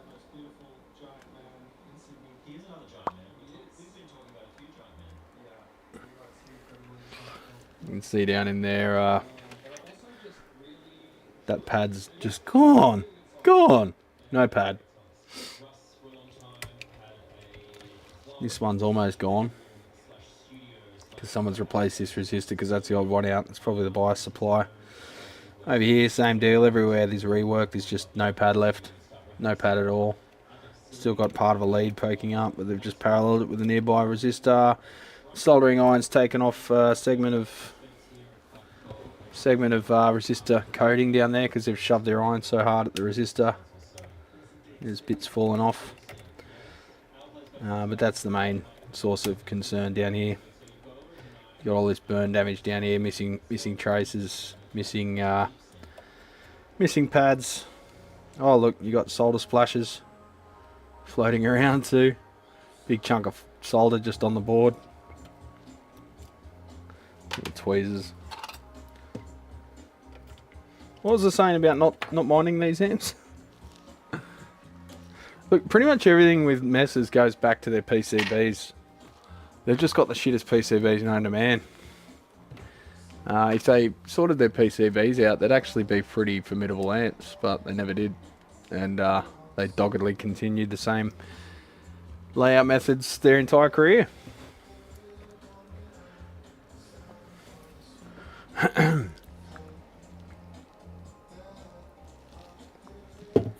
Let's turn that background music down a bit so I don't get a copyright hit.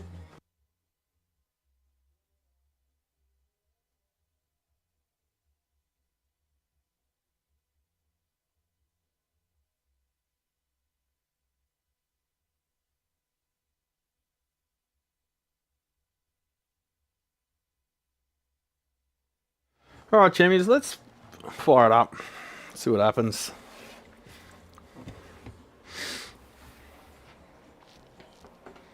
I'm gonna put my lead.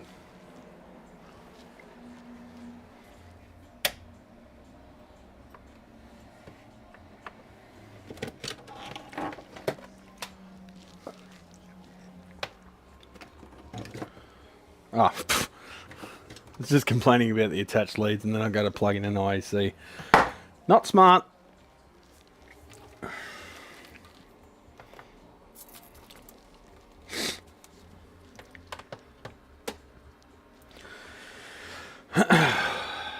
They did get a new PCB designer a few years back. Well, I guess that's when they went Gibson, yeah. Triple Crown and Badlander look well designed. Well, I hope to see one day now.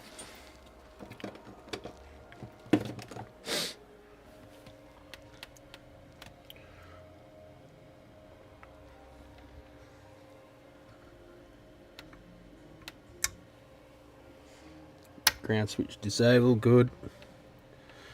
Silicon diode, so we might be biased at 25% instead of 5%. Stand back. No smoke. Okay. 16 ohms. 8 to 16. It's just a suggestion. What date are the caps?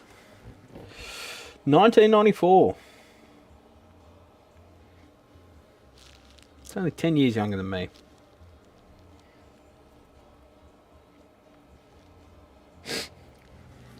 Excuse me.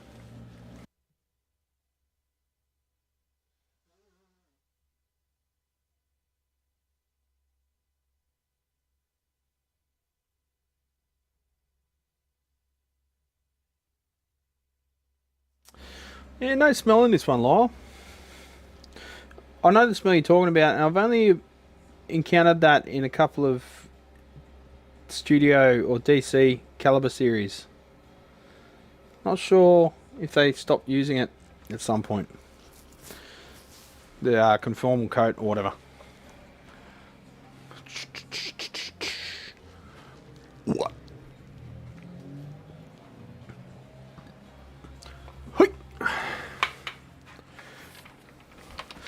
Premeditated murder.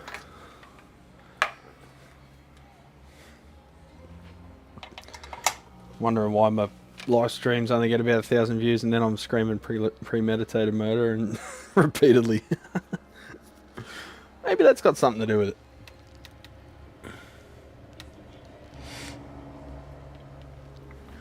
Alright, how do you use this bastard again? You've got shit on the back, channel switching very conveniently located on the back.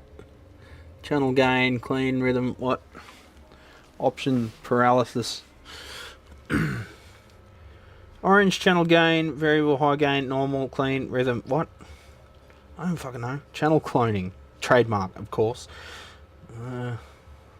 Orange equals vintage, red equals modern, red to vintage, orange to modern. What? I don't fucking... Shush. Fuck. I thought that was like the master. Oh, that's if the loop's active. Oh, get an echo.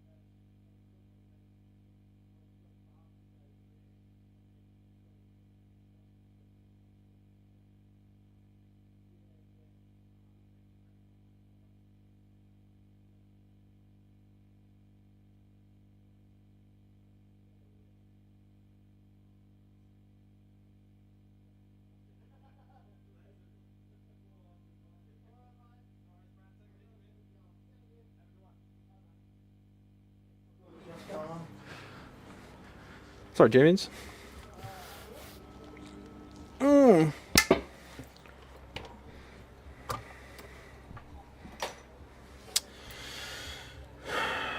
Alright.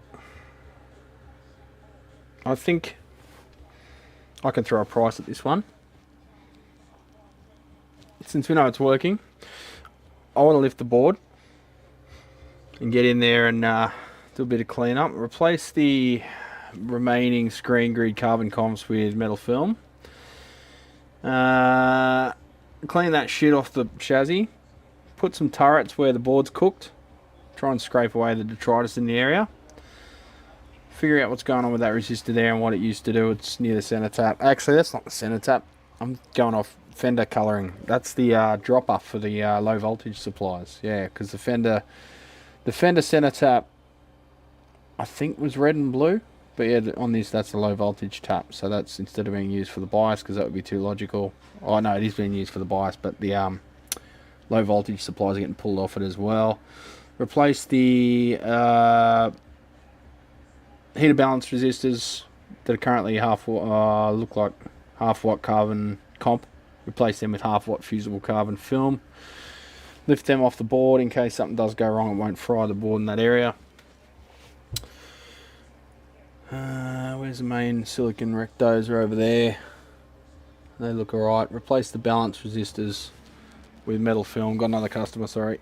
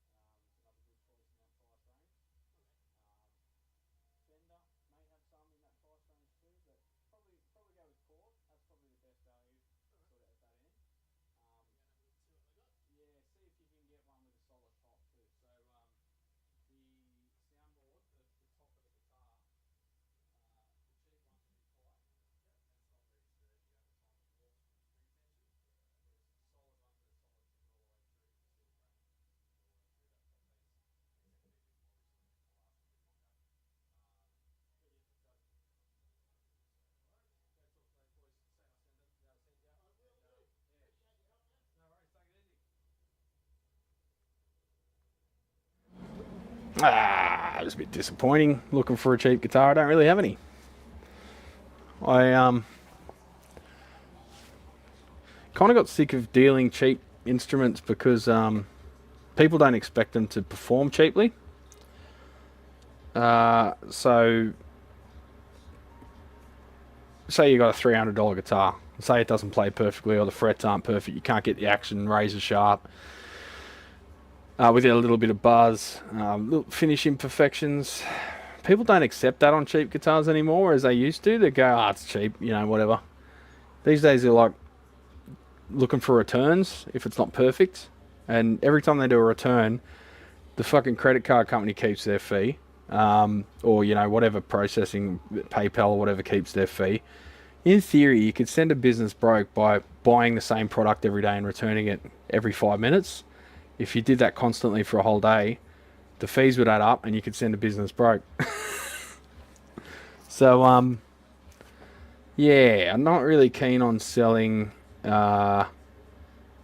cheap stuff anymore. I'd like to sell stuff that doesn't have issues. Anyway. Alright, let's go back in the chat. Anthrax roofs. Yes, I need to start getting ready to go visit my mum in the home from hell. Jesus. One person fell, another 911'd himself out, and a third dropped dead right in front of the grandkids last week. Fucking hell, Seth. Sounds like hell. I was going to request some Pantera. He's playing Stairway to Stalingrad. The nasty loop. Okay, Jacob said, Rev G, the parallel loops are arse. Yeah, pretty easy to convert to series as far as I know. Play some Bob Dylan. I have an old Tremor Verb from 94. I hate to say it, but I like the sound. I hate it because I know what's inside. If the LDRs start to go unscrewed, nah, you'll be fine. Look, there's workarounds for everything. You can make adapter boards with solid state relays. There's plenty of ways to get around it, Jacob. Don't stress about it. And you can even get the, most of the LDRs, you can get the modern equivalents from Cool Audio. So don't stress, they're not expensive.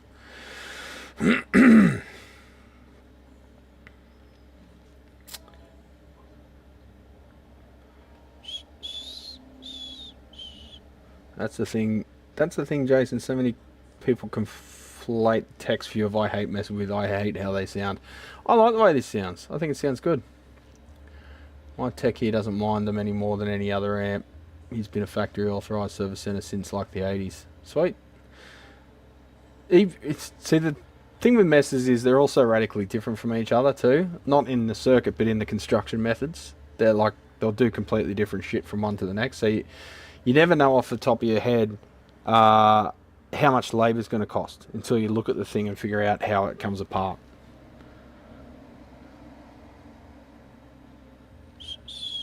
If this amp's got a members only series, I'd cave in. Ooh! Lots of work for a few bucks though.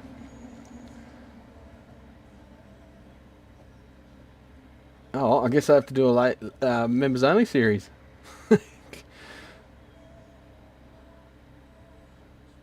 Lyle, I wish your old Tremor Verb video was up so I could see what you do to the loop, but I guess you unlisted it for a reason. Oh, did you used to have an old video that you took down, Lyle? X5, that's the, is it X5 or Cool Audio? No, Cool Audio make the, Bucket Brigade chips. X5 make the, well, they might make both. Fuck, alright, I'm gonna have a look. Ugh. You were holding the 12-string folk guitar when I wrote that. Oh, right. Yeah, that was Brad, the bloke who has a mechanic shop 2 doors up from the brewery. So, like a legend.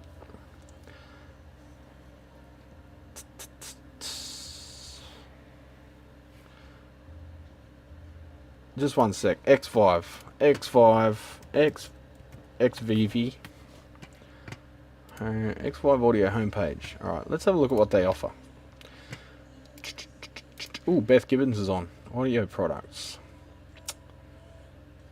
Chips and optocouplers. Okay, so that's the components. Optocouplers.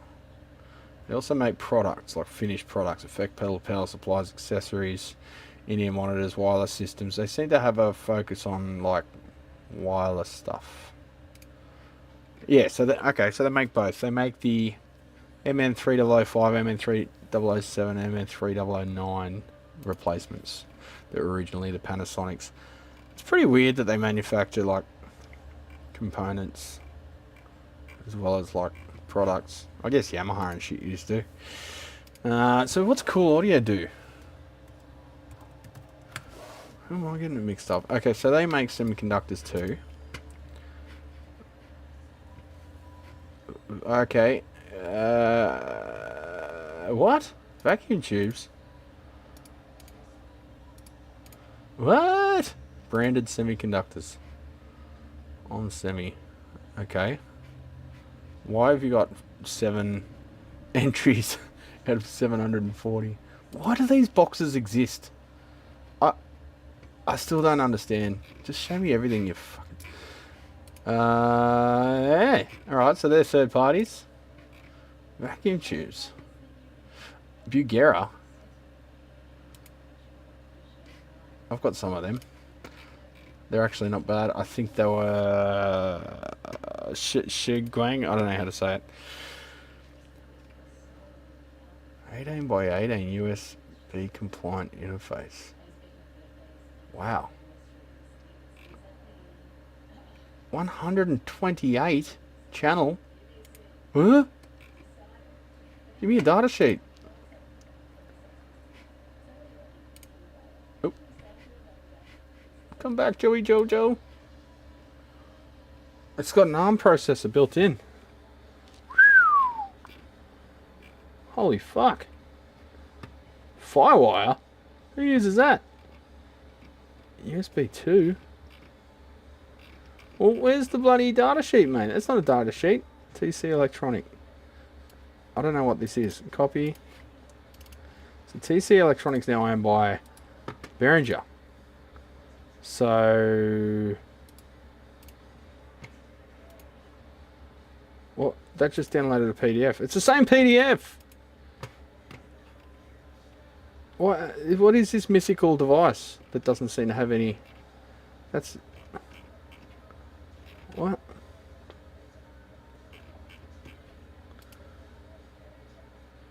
Show me washing machines and people cheering and being happy. Out of stock, Alibaba. Fucked if I know, champions.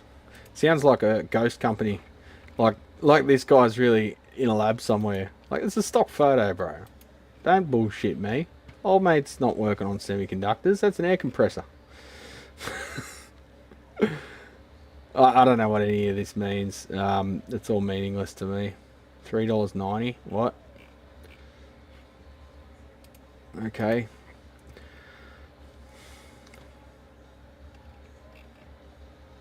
Careers. Be part of the tribe. Join the tribe. I hate stock photos, man. It's so fake. Anyway. So, Cool Audio looks like a mythical company. Like, they probably don't exist. But X5 does. And they make the Optos. So, there you go. What are we at? 71, because I'm rambling. 71 viewers. We've dropped off. What do we hit? We haven't hit 100. Damn it! Oh, yeah, we did. 103. Maximum. Sick. Sick. See you, Alex. Go out for a trot. Bloody oath, mate.